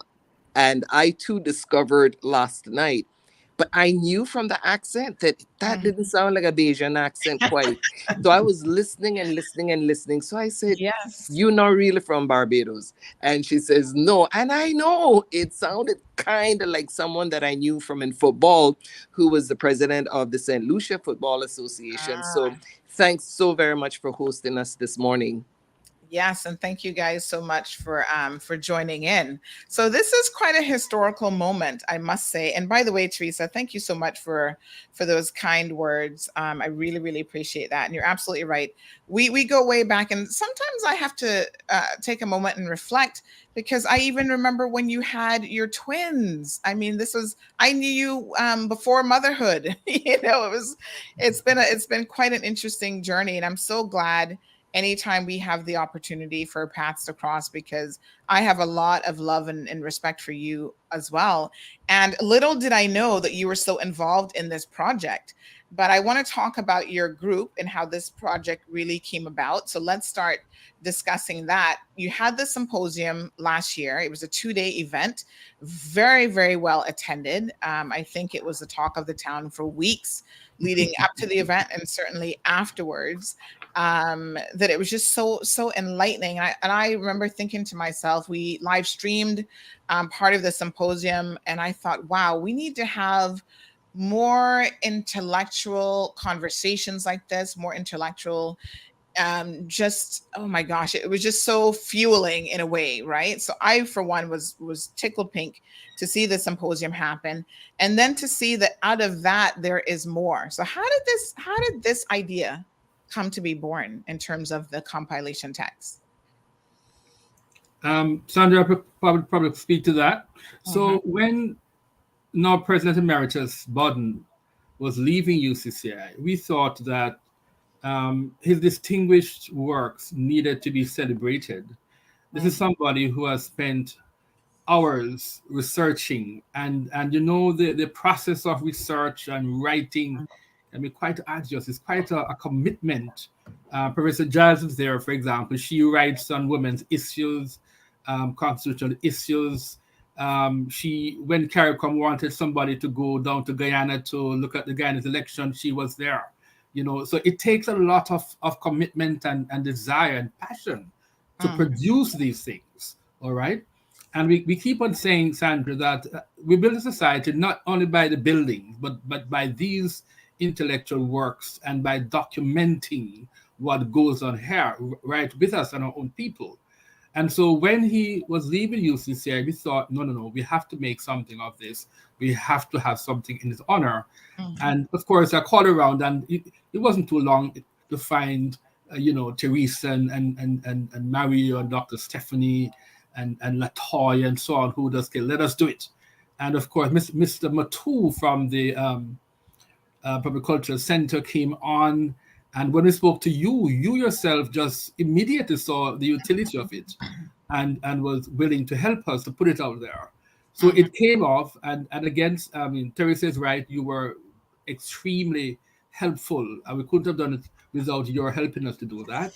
And having the papers written and delivered, they now had to go through a process of editing and further, polishing up, ready for a publication. So it took a while to do it, but we're very happy to say that it's out now. And this evening at 5:30, person can come along for some snack and so on. But we start officially at 6 o'clock at the UCCI Sir Vassar Johnson Hall. And it's going to be, it's an event, Sandra, open to everybody.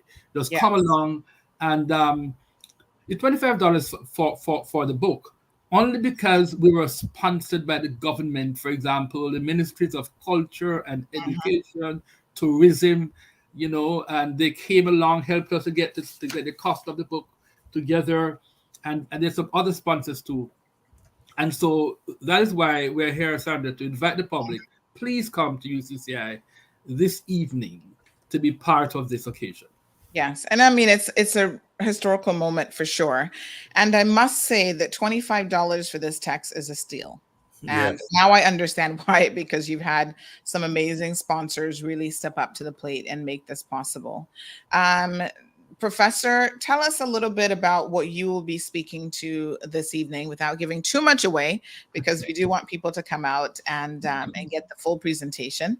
But, you've flown in here to the Cayman Islands. First of all, welcome to the Cayman Islands. We love to give people a very warm Caymanian welcome on this program. Is this your first time here, or have you been here before? It's the second time. About a decade ago.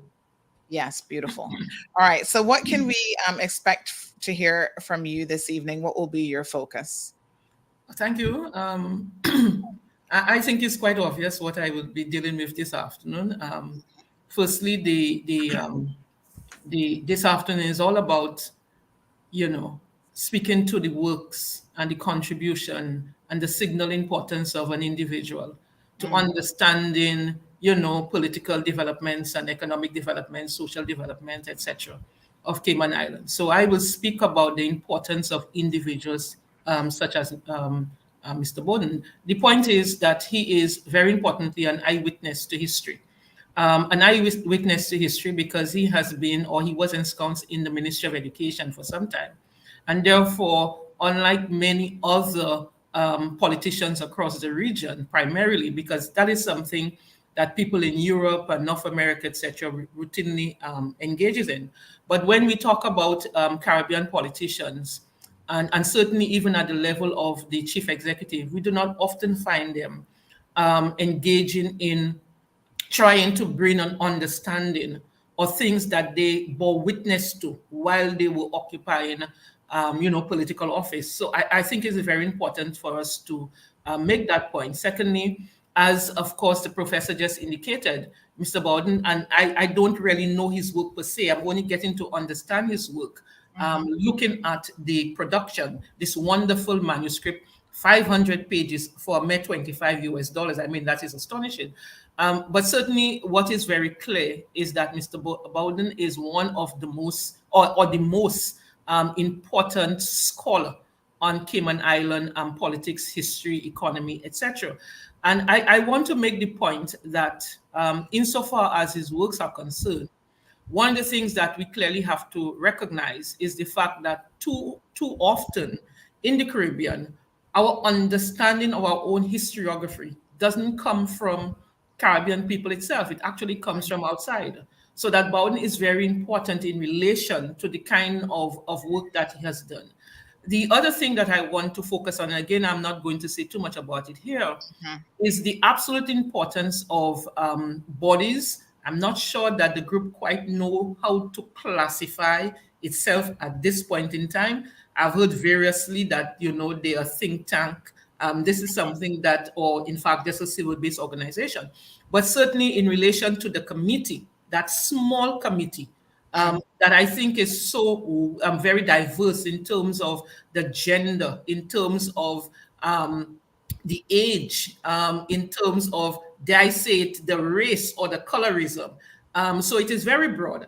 But one of the important things for me is, two things. One, the role of the committee itself in undertaking the responsibility of ensuring that they are going to contribute to consciousness raising in Cayman Islands. And thirdly, I want to speak to the role of academics as public intellectuals, because too often we get a situation where many academics, for a variety of reasons, which I will explore very briefly this evening, fail to engage the public in an understanding of the work that they're involved in. But we do understand that academics face their limitations, which a lot of academics in the Caribbean, that is, which a lot of academics outside the Caribbean don't routinely face. And that is finding financial support to undertake the much needed work. And the other thing I have to say is that oftentimes we depend a lot on the work that the media has done as well, so that it becomes one of our primary sources of information. And that in itself carries its own danger, which I don't have time to talk about here unless we explore it. But certainly we are limited in relation to the work that we can do, which is unlike academics from elsewhere who have rich reservoir of resources. And they engage in research, oftentimes coming to the Cayman Islands and elsewhere, interviewing the very scholars who can't get the money to undertake the work that they need to. And one of the things that irritates me more than anything else is that a lot of those works are published. A lot of them do not take the time to understand the nuances in the Caribbean.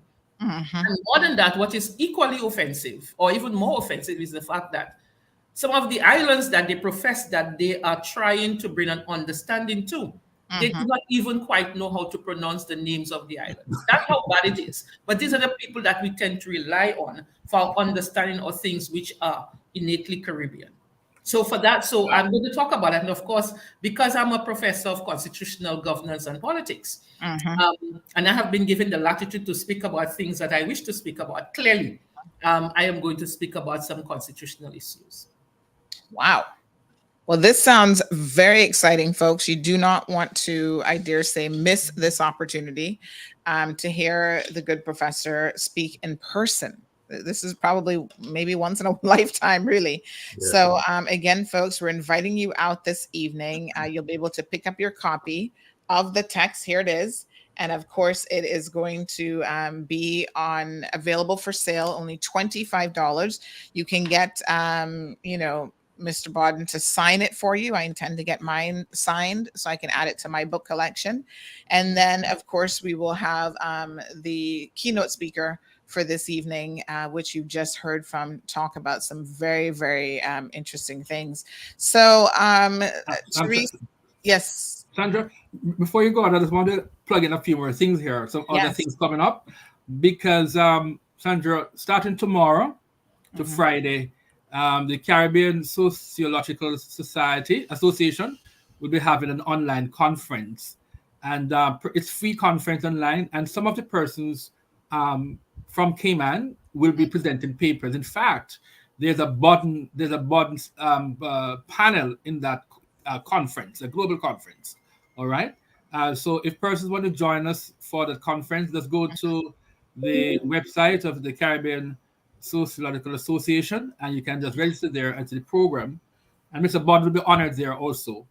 And the other thing, Sandra, McKenna Scott, you would know McKenna Scott. She's completed her PhD very, very shortly.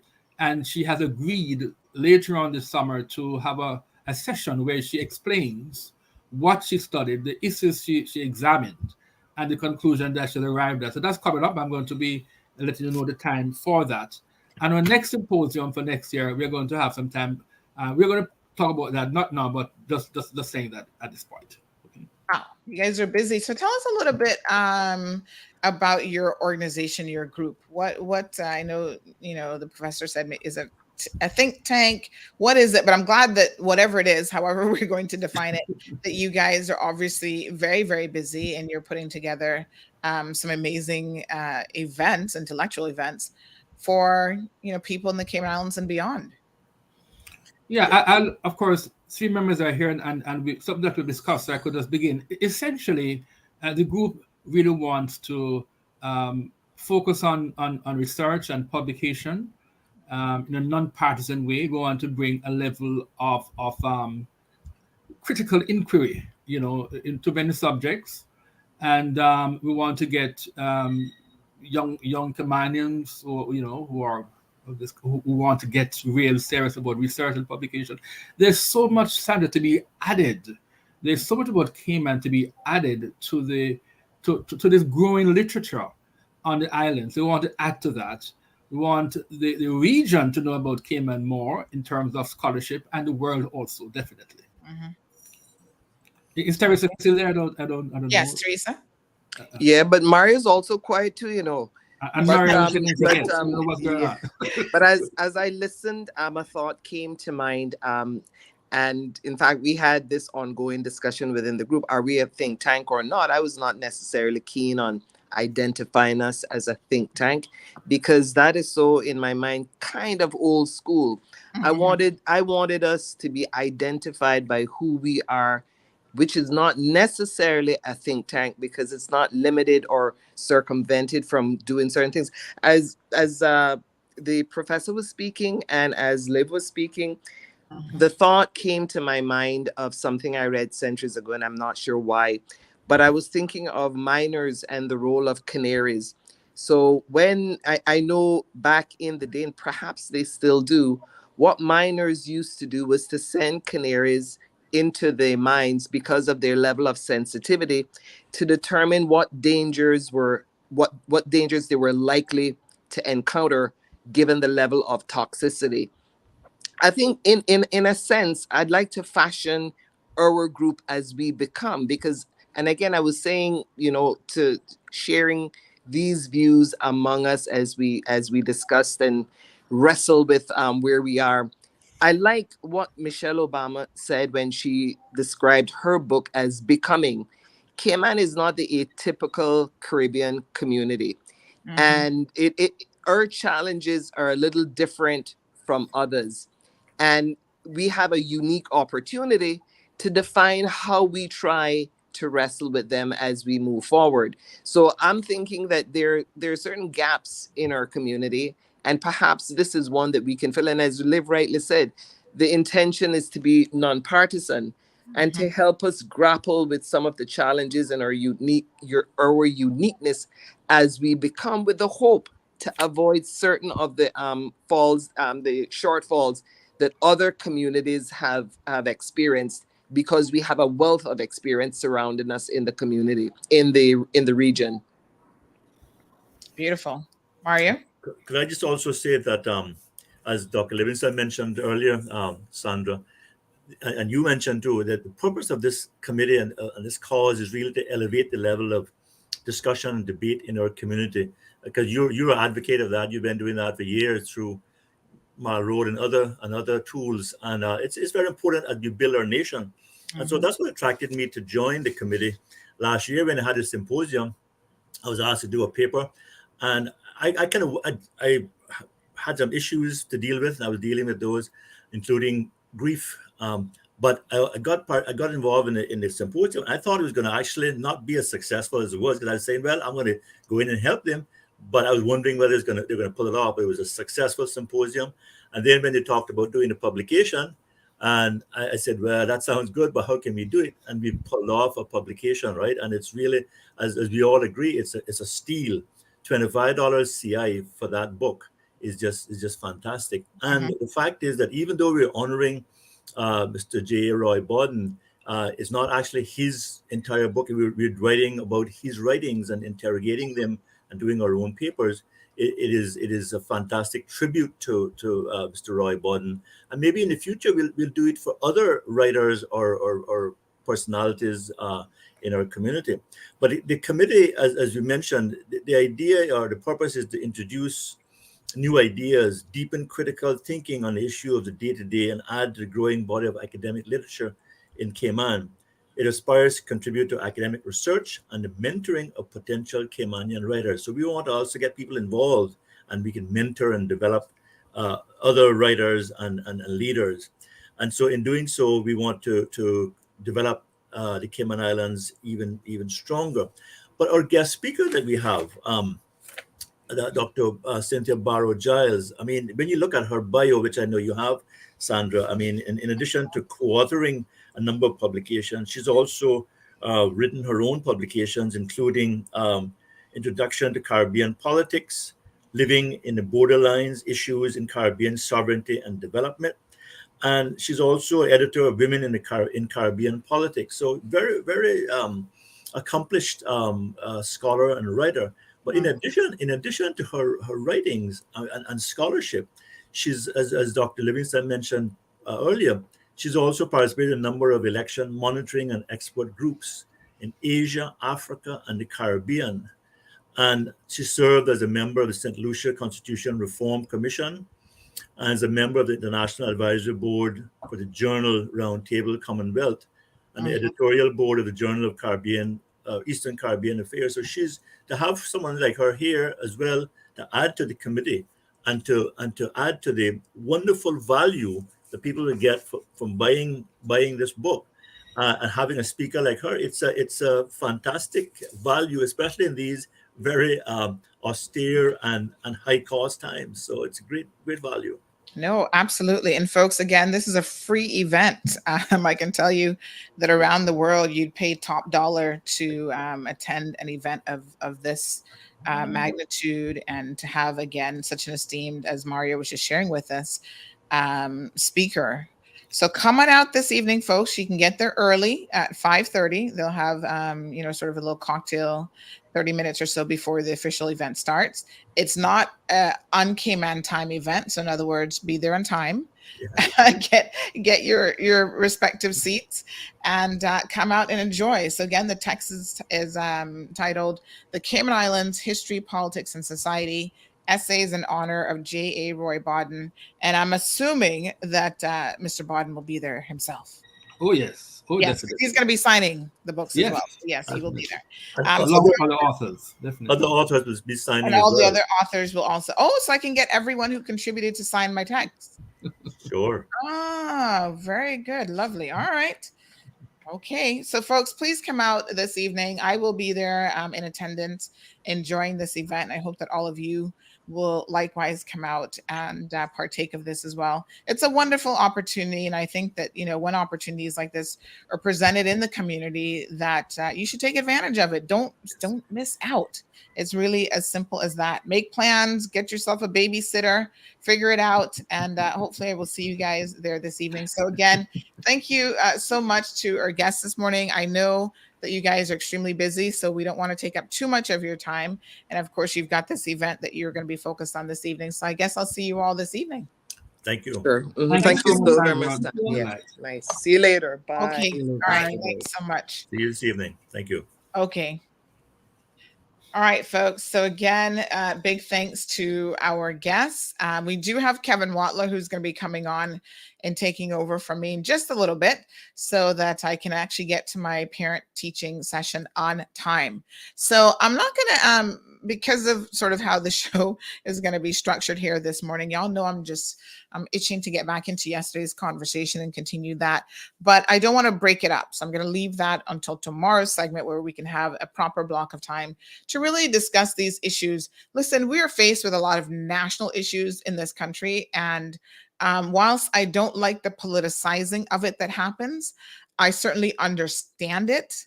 And there's certain people that are all about the politics.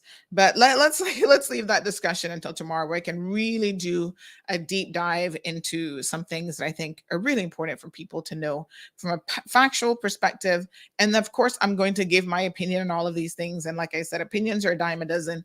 Take it or leave it. That part of it doesn't really matter. But I think it's important that you have the facts and you actually understand what is happening.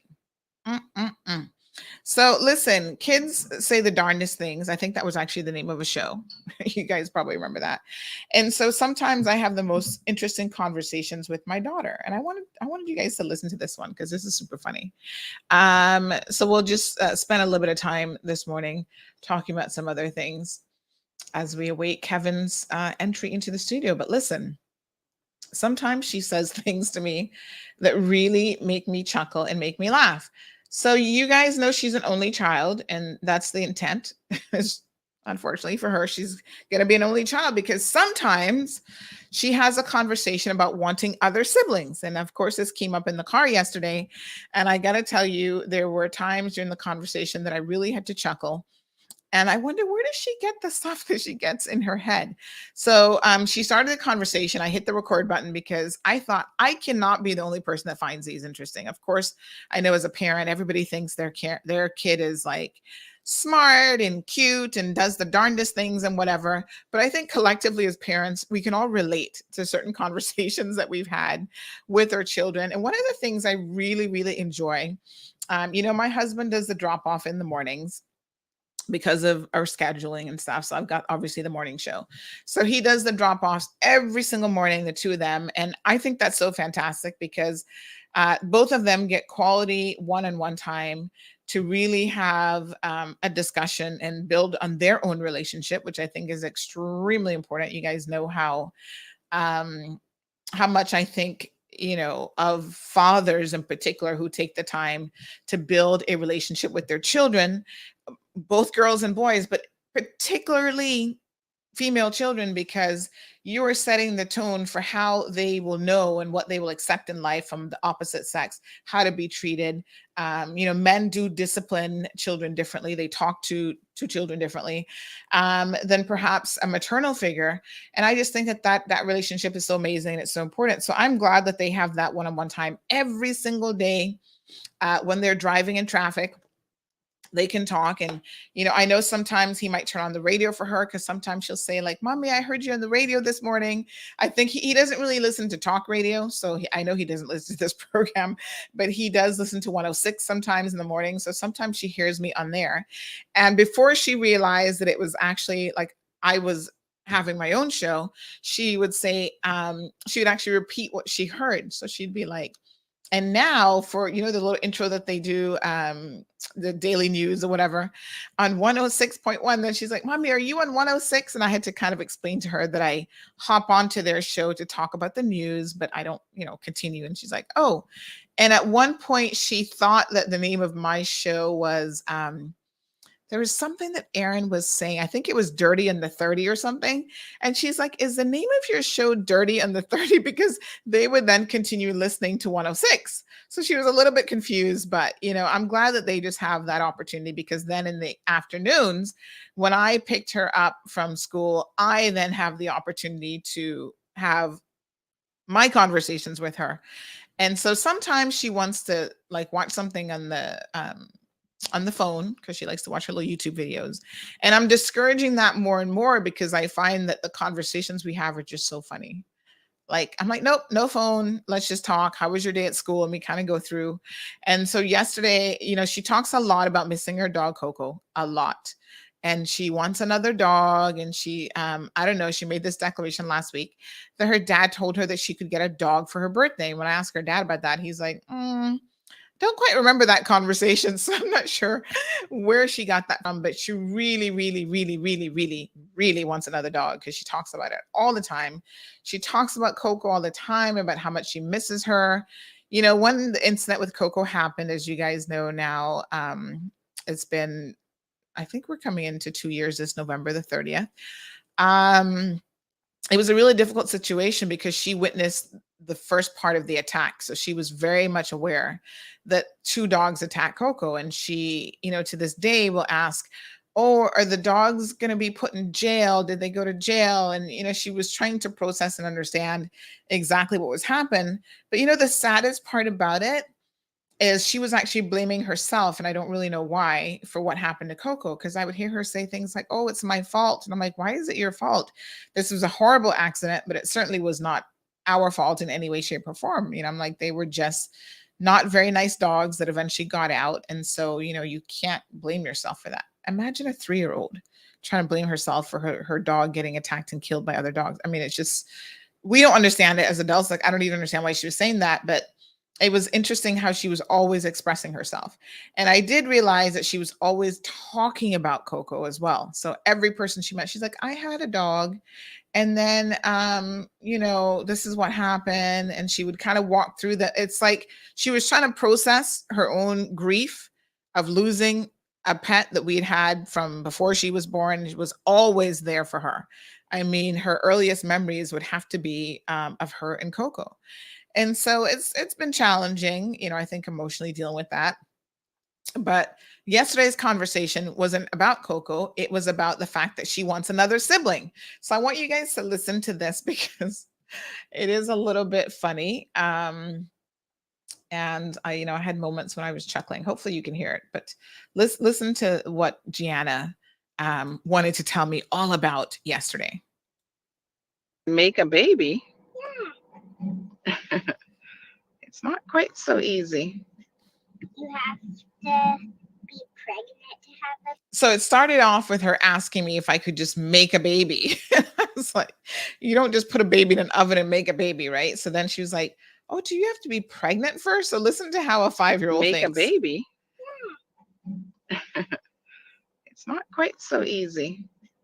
You have to be pregnant to have a baby? Yes, you do have to be pregnant to make a baby, to have a baby. But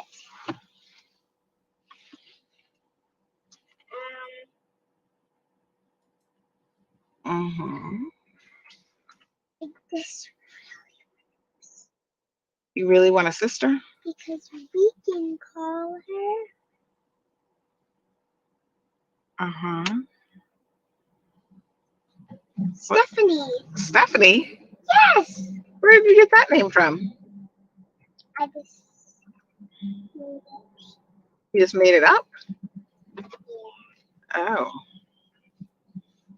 Well, unfortunately, I think there will be no sister. But you will have friends that you can be like a sister with. Wait. We don't need another Stephanie. We don't need another Stephanie? Because Miss Mel has sister that's named Stephanie. Which Miss Mel? I Miss Mel at my school. Oh, Miss Mel at your school has a sister named Stephanie? Yeah, Oh, I see. but we could have another Stephanie. Okay. But there's only one Stephanie. Yeah, people have the same names around the world. Yeah, Mhm. like Jonathan. Yeah, there's more than one Jonathan in the world. I'm sure of that. I know a whole lot of Jonathans. What? Yes, ma'am. Mm-hmm. Yep. You have a baby brother. We can name it Jonathan. If I have a baby boy, we can name it Jonathan? Yeah. Oh my gosh. If we have a baby sister, we can name it Stephanie. Stephanie and Jonathan. I see. Do you like those names? Yeah, those are nice names. But I don't think we're going to have a baby brother or a baby sister. I heard Jonathan on your show. You heard me talking to Jonathan on my show? Oh, I see. That's funny. Have you ever talked? Yes, every day I have a man named Jonathan that listens to the show. That's funny, huh? I actually didn't hear you. I just guessed. You just guessed.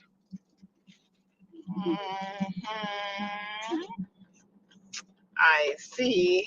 I hear you at the door. You heard me at the door? I sneak peek at the door. You did a sneak peek. But you didn't hear me say. All right. Well, sometimes mummies and daddies only have one child and that's it. And I'm pretty sure that's going to be the case here. I have two eyesight. Because when I click on my eyes, like this, when I do this, when I do. So it's so funny. The conversation obviously went from her expressing how she would love to have a little brother or a little sister, to all of a sudden just talking about how she has two eyes. Kids, what can I say? Thank you, Wee Wee. Wee Wee says she is such a sweetheart. Yeah, she's really funny, and the conversations that we have are entertaining and funny and just really, really loving as well. And I must say that Misha has a baby named Ella, and Ella is turning 1. Misha, when is Ella's birthday, by the way? I feel like it's like this week. And oftentimes she talks about other little babies and she's like, oh, I love Ella. She'll just be like, I just love Ella. Can she be my sister? And I said, of course, she can be like a sister to you, and then she'll say to me, well, she's still a baby, so I can't really play with her yet. And then we have another little friend. She's got another little bestie named PK. And so PK is she's still younger than her, but she is a little bit older and she's able to, the two of them, PK talks and everything. So it's a lot easier to do play dates with PK, and she just loves PK as well. And she had her best friend at school recently moved away to Scotland. So they're still keeping in contact. They're having like phone conversations, video calling and whatever. And it was so funny because before that friend left, she was talking about how she's moving to Scotland. At first I thought this was like pretend play and discussion. I didn't actually realize that they were actually moving. The entire family was up and moving to Scotland. And she's like, yes, and it's far, far away. And we have to get on the plane to go there. And, kids are just so awesome. So thank you for indulging me in a mommy moment. This listener to the program says she is so precious listening to that conversation. Oh, love it. Go for it, Sandra. So as you guys know, there's more reason than one why it's only the one child that I will be having. First of all, I kind of just waited in life a little bit too late. Like I feel like had I started in my 30s, I would definitely be a two child parent, right? But I was kind of waiting on the right spouse to come along. And that's not as easy as it might seem. And so many other factors, like you kind of feel like you want certain things to be in place in your life. And everybody wants like this perfect moment to have kids. I will tell you that there is no perfect moment. Nothing in life will ever be perfect. But I think that for myself, there's certain things that I wanted, certain goals and objectives, and I wanted to be as close to that goalpost as possible. But then that meant that I just literally ran out of time. Like I was like in my early 40s. I'm like, ooh, honey child, we can't be repeating that. And then when you realize that every child is different in like terms of their sleep patterns and whatever, and the first 2 years, you're not getting any sleep at night. And my particular daughter is not a very good sleeper. So she wakes up in the night and so I thought, oh God, can I survive at my age another 2 to 5 years without sleep? I don't think that physically I can do it. So I pretty much decided early on that, that was going to be it. That was going to be the one child. Of course, there were concerns throughout the pregnancy. Thankfully, everything was fine in the end. But any parent who has a child that requires extra assistance, a special needs child, will know the strain that puts on you and on your family and on the children themselves.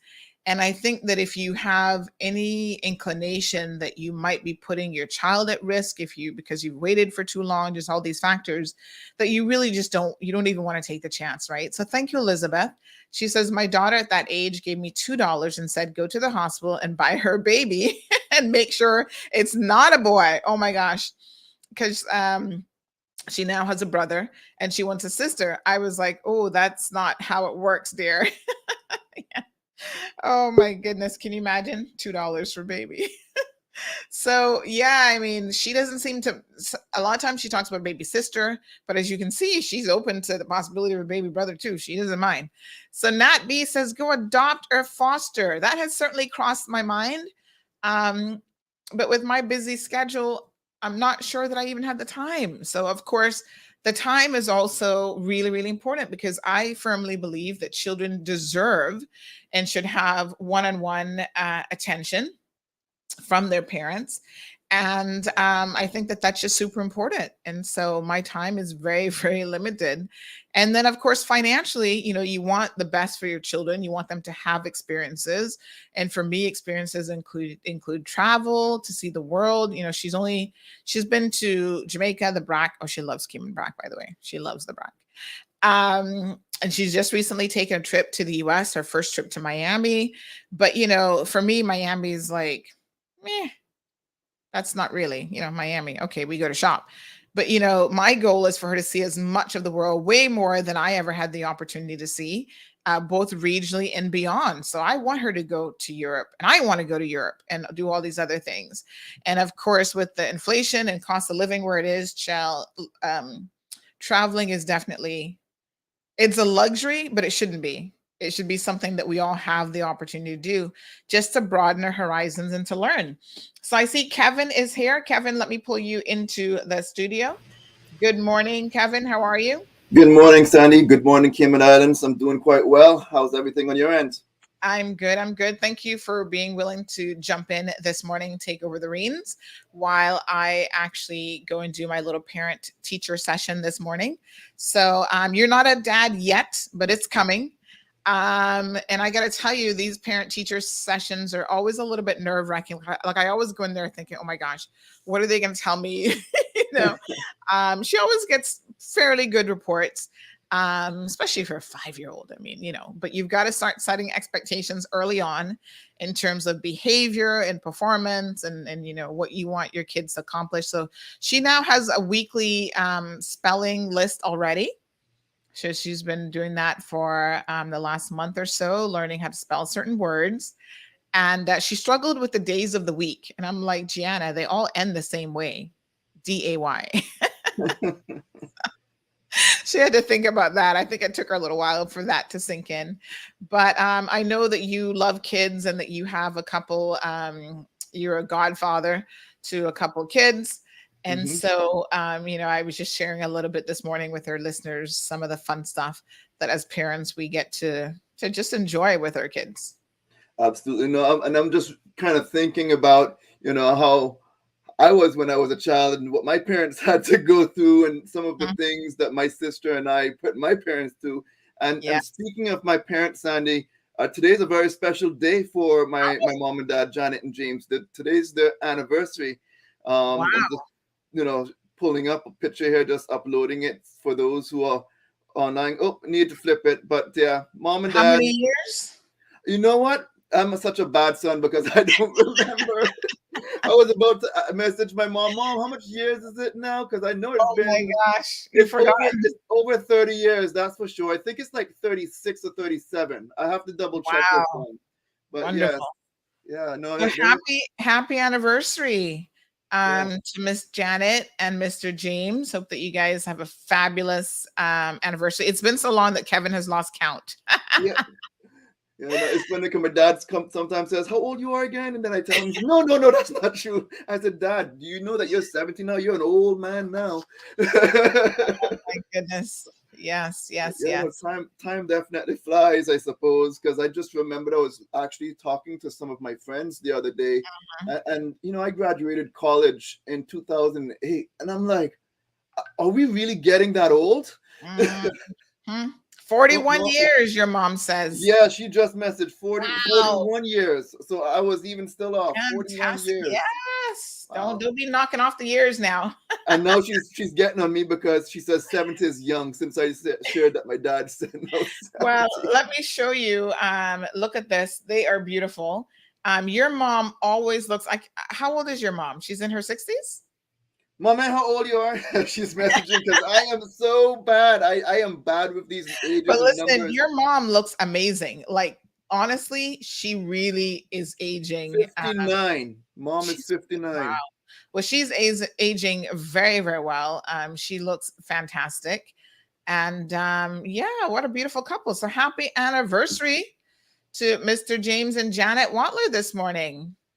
41 years strong. Yep. Another 41 to go. Yeah, they're celebrating. I think they're doing a little staycation to celebrate and stuff. So they'll be able to enjoy some time. Both retired now too, living the good life. So yeah, why not? Why not? That's the end goal. So Misha is sending some anniversary greetings.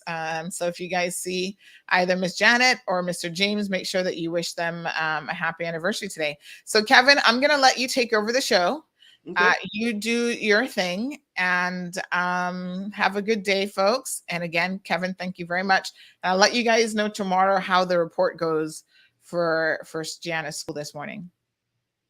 Yep. Well, thank you. And you have a beautiful Kevin, day, Sandy. I want you to test something before I leave because I want that if I mute my mic, I want to make sure that I'm not muting you or anything else. So I'm going to mute myself on the board and then I want you to talk and let's just, everybody who's listening to the radio, if you don't hear Kevin for some reason, let me know because I want to basically mute my board so that there's no background noise while I'm not here. But we want to make sure we can still hear Kevin. Kevin, take the reins. All right, so let's doing a little mic check to make sure that this is working. For some of you might be wondering why we're doing this as well, because I'm in Lakeland, Florida. It's in between Tampa and Orlando, so I'm not actually in Cayman. And sometimes we want to make sure we have the technology working correctly. So hopefully the radio audience on Bobo is still hearing me. I know online should be just fine and dandy. So Sandy, how's that going? Do you hear me on the radio side? And are you hearing me? Okay, I can see Sandy's talking in the background, but I am not hearing her. Oh, my apologies, Kev. I was just going to say, I'm going to click on the radio link and make sure I can hear you okay. So I'm going to pull myself right back out. Got it. All right, so yep, she's testing out the radio side of things, but I hope everyone's having a beautiful day so far in the Cayman Islands. I know here where I am in Florida, it's, nice, partly cloudy, and we're in that time of year when we're having afternoon thunderstorms at all pretty much every afternoon now. So, as we're making our plans to do things, we just have to kind of keep that in mind. But Sandy, how's that? Are we hearing each other on the radio and online still, or are we needing to keep you unmuted as you go and take care of Gigi's stuff? I think there's a slight delay. Okay, she said sounds great. So perfect. All right, so I'll just go ahead and continue moving forward with some of the things I wanted to kind of share with you all. I'm not sure if you all got an opportunity to hear the morning buzz. Misha and I put together a news and weather segment every evening, and we air it on social media, both Facebook and on YouTube. And so in the nighttime, it airs there, and then in the morning, we tried to play it as well for those who might miss it, and so you could stay up to date on news. And then after that, I do have another segment that I did with the Cayman Islands National Weather Service. I pre-recorded a segment to kind of review a climate report that they are now producing, and so we're going to learn a little bit more on that topic as well before we end the show. So let me go ahead and play our news. So here it is.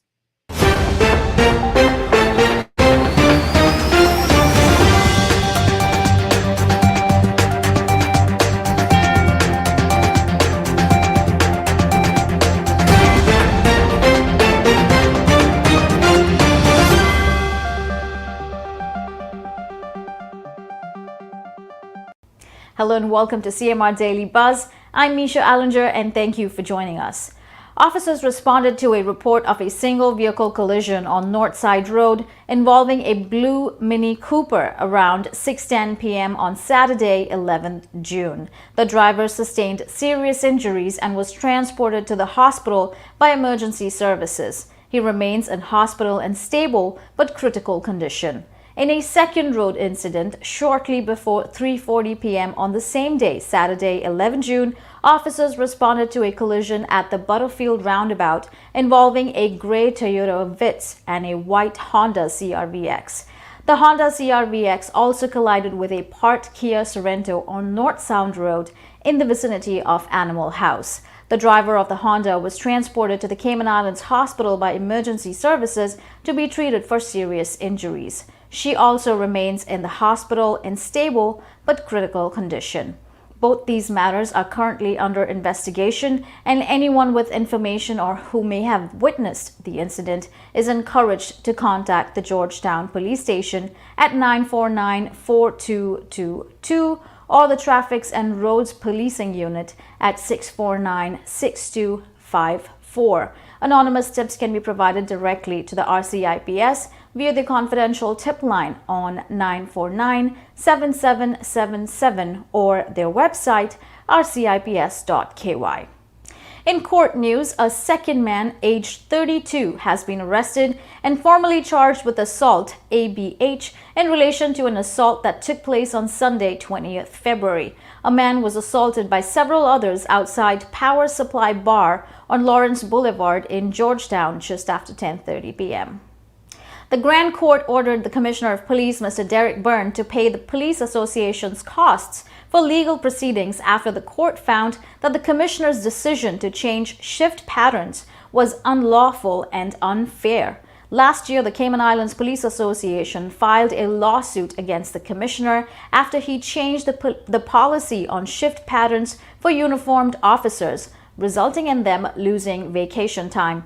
While not all aspects of the lawsuit against the Commissioner were agreed on, the court found the Police Association to be the successful party and as such should be awarded their costs. The Attorney General has appealed the ruling with the Court of Appeal, and a hearing is expected in September later this year. A new epidemiologist has joined the Ministry of Health and Wellness team from the UK recently. Rachel Corbett will be supporting the monitoring and reporting of infectious diseases in the Cayman Islands for the next 6 months. Corbett has previously studied at the London School of Hygiene and Tropical Medicine and worked as an epidemiologist in the UK for over 6 years. She has experience at the local, national, and international levels.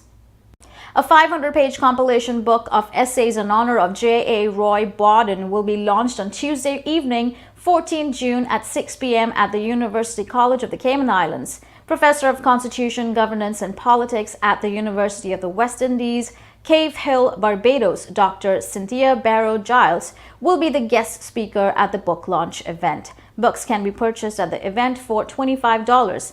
Attendees can RSVP to 916-6462.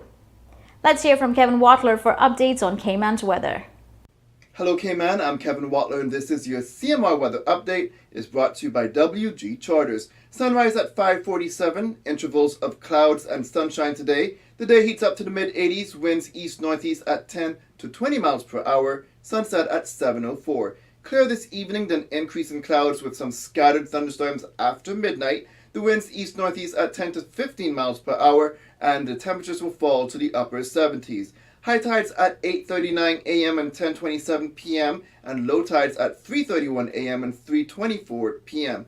Looking forward, an increase in rain chance is expected. Keep your umbrella or raincoat with you from Wednesday through the weekend. CMR weather updates are brought to you by WG Charters. They offer private boat trips for a great price, and we encourage you to support them. Have a wonderful day. Thank you, Kevin, for those updates. In regional news, a young political candidate for Point Hill, St. Catherine, Omar Francis, was killed in a car crash Monday morning, 13 June, in St. Catherine, Jamaica. Francis was alone in the vehicle and was reportedly on his way home when he lost control of the SUV, crashing into a concrete structure along the side of the road. Francis was a Special Assistant to Minister of Health Dr. Christopher Tufton and was a Vice President of Generation 2000, a Jamaica Labour Party youth body. In international news, at least 10 mass shootings occurred across the country between Friday and Sunday night, leaving at least 10 people dead and 42 injured in 10 different cities. This is the fourth consecutive weekend in which U.S. law enforcement officers have responded to multiple incidents, each involving 4 or more victims shot.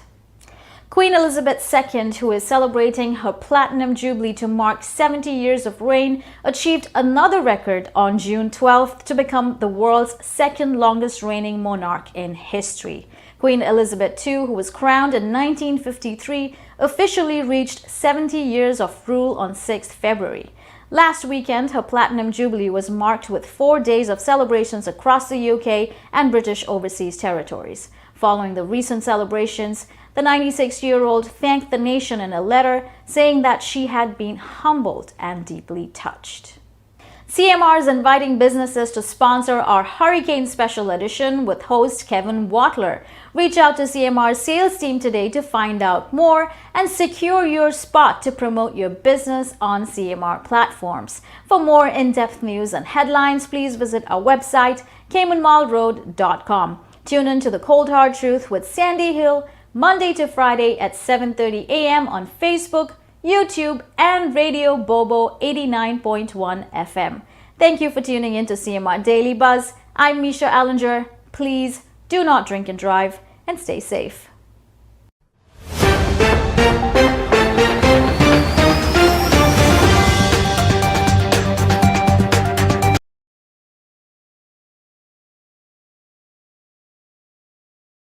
Oh, forgot to unmute myself. Well, that was your news update, and just wanted to add that, here at CMY, we're a small team doing a whole lot of things, behind the scenes. Misha and I, we do, some admin work and some stuff behind the scenes, but we're also looking for a new writer or another writer, as well as someone to do sports as well, too. So if you are interested in joining the CMR team, please reach out to either Misha, myself, or Sandy. Could reach out to us on social media. I mean, you know how to get onto us.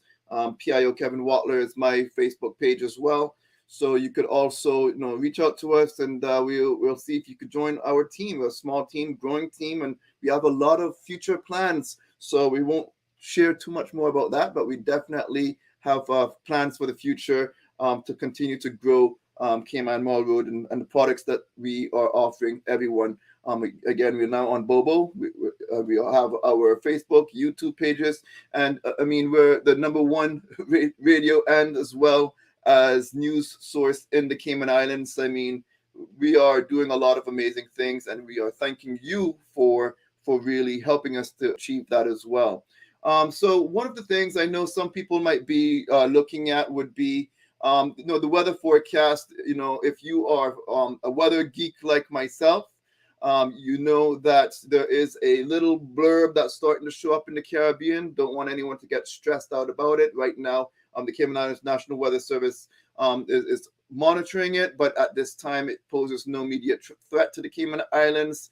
Most of the models right now are showing that system will be moving kind of away from our area. We don't have we likely won't have a huge impact from it, but we'll keep our eyes on it. If anything changes, we'll be sure to let you know. But right now, don't stress out about it. I know at some point in time, it's probably going to start popping up on social media, and we're going to get a lot of messages saying, hey, what about this? Please don't worry right now. We'll keep on our eyes on it. But at the same time, it is hurricane season, so we really encourage you to be prepared, because at any point in time throughout the season, between now and the end of the season in November, the end of November, we could potentially be dealing with a tropical storm or hurricane. And so being ready from now, getting little things here and there between now and then, will only help you be able to weather the storm better. So again, we have a hurricane show that we'll be airing throughout the hurricane season. We'll announce the dates that they'll air in the very near future. Hopefully we get some more sponsors for the show. So if you own a small business or a large business, doesn't matter the size, reach out to our sales team, sales@caymanmalroad.com, and you'll be able to, have your business also mentioned as a sponsor for the show. But again, I did mention that, the Cayman Islands National Weather Service, they produce a climate report that is kind of a newer product that they're starting to deliver for folks who are interested in looking at some data. And I did an interview with them. I think it was last week. I did an interview with them, a recorded segment, and I'm going to go ahead and play that segment now. So I know for those who might be listening, there might be some references to, look on the screen. Unfortunately, you can't see that, but at least for our social media viewers, you'll definitely see that. But you should be able to still follow along. Cayman Islands National Weather Service, of course, we know that they always produce a forecast for the Cayman Islands, but there's a lot more that goes on behind the scenes. And so we're now going to be joined by two weather forecasters, Kerry Forbes as well as Evelyn Porter. They are, again, forecasters of the Cayman Islands National Weather Service. And one of the things that they do produce is a climate bulletin. And so in this climate bulletin, there's a lot of good details that we're going to learn about of some of the things that's happened. But welcome to the show, team. Thank you for having us. So let's go into the climate bulletin and share with us what's in there and what we could learn from it. So the monthly climate bulletin provides provides an overview of the current climate conditions as well as what is expected for the next 3 months. So just to look at the highlights, currently we are in the wet season, which runs from May to October, and the outlook, which is the June, July, August, it calls for an equal probability of above normal, below average rainfall, which otherwise means that we are just referring to our climatological expectation for that 3-month period. From June to August, daytime temperatures may be warmer than usual, and nighttime temperatures being cooler than usual. Now, focusing on what happened, this is from March 2022 to May 2022. So for the rainfall review, our climatological range at the Owen Roberts International Airport is from 168 to 264 millimeters. The actual rainfall recorded for this period was 160 millimeters, which turned out to be 8 millimeters lower than the climatological range mentioned. Then below we have two graphs which show the first graph is the 12-month accumulation rainfall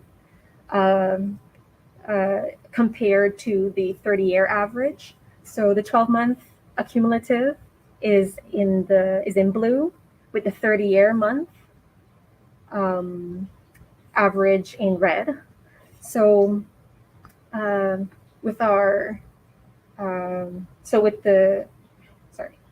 So the rainfall totals for the past 12 months were about 0.2% above the 30-year average.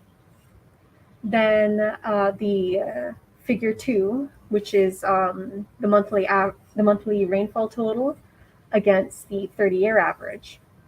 So one of the things I'm seeing from this is, I mean, you must have been collecting data for a very long time because you have at least the numbers for at least 30 years. How long have you guys been collecting some of this data so we could use it for looking back in history? So for the climatological period here, we're referring to from 1981.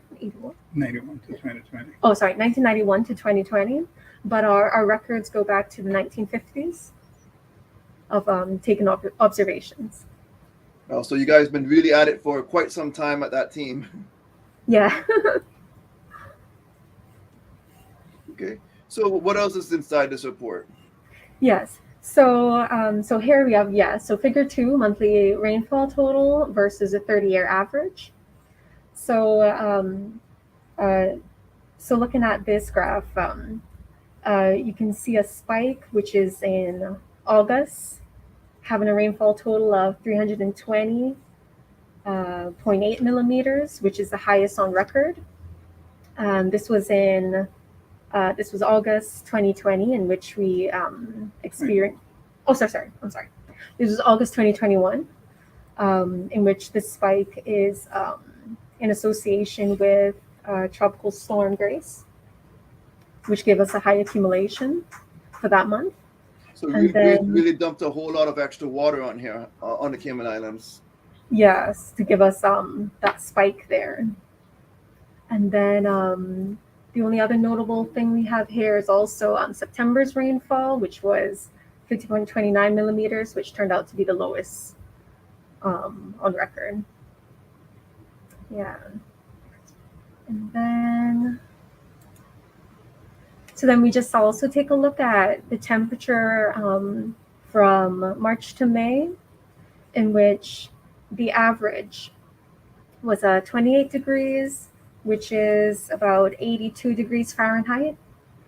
And it was actually greater than the climatological norm. And here we provide a table for the previous month. So you're saying that between that period it was hotter than the average what that we usually have. Than the value that we have for that climatological period there.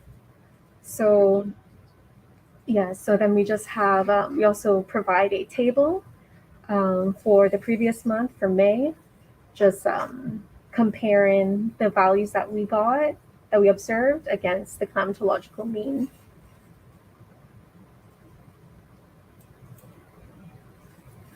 Then we focus on to the outlook. So what should we expect for the period of June to August? So for our climatological range, rainfall range that we expect, it's usually 376 to 508 millimeters, which is about 14.8 to 20 inches of rainfall. And so far our forecast is saying it's termed equal probability for above normal, below average, which means that basically we can just depend on our climatological range as being what we are expecting for this 3-month period. Then we go into the frequency of wet days. So a wet day is defined as a day that has accumulated more than 1 millimeter, greater than or equal to 1 millimeter of rainfall. So we have those values there, the climatological and the forecasted. And then next to it, we have the frequency of 7-day or 3-day wet spells, in which a wet spell is a consecutive wet or consecutive wet days. And then we move on to the temperature range. So climatologically, our average temperature range is 29.2 to 29.5, which is 84.6 Fahrenheit to 85 Fahrenheit. And as it says, equal probability for normal and below average. So that means we're just going to,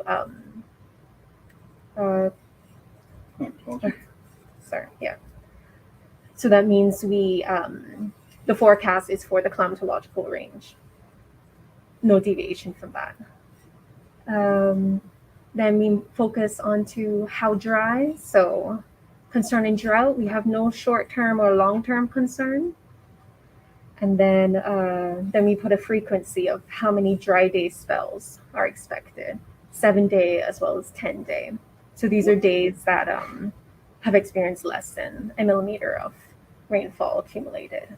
Yeah, definitely farmers and stuff, could use this information as they're, planting crops or planning crops and stuff. So, I mean, if you're in the farming business, I mean, do you guys really have a lot of conversations with them, or, how many people really know that this is something that you guys do, in your opinion?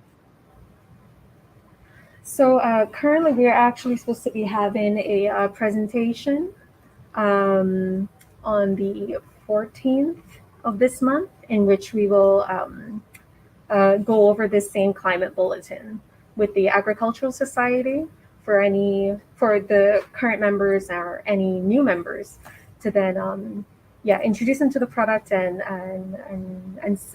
get some feedback as to what extra information they would like, and just in general their perception of it.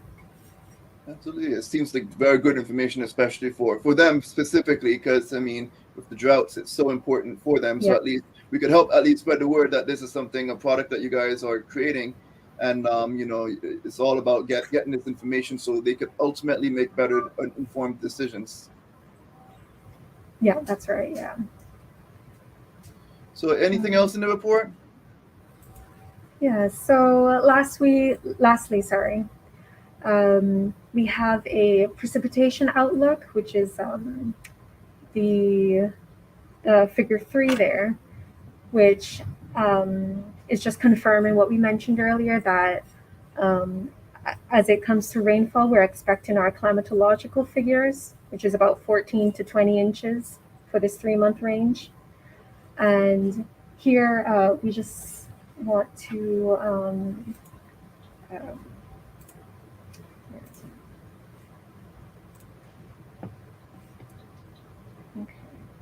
so attached to it, we also have the current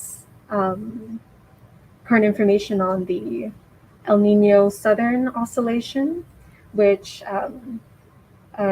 so to get the precipitation outlook, the sea surface temperatures of the Pacific, as well, in addition to the El Nino Southern Oscillation, influences what the precipitation pattern will be in the Caribbean.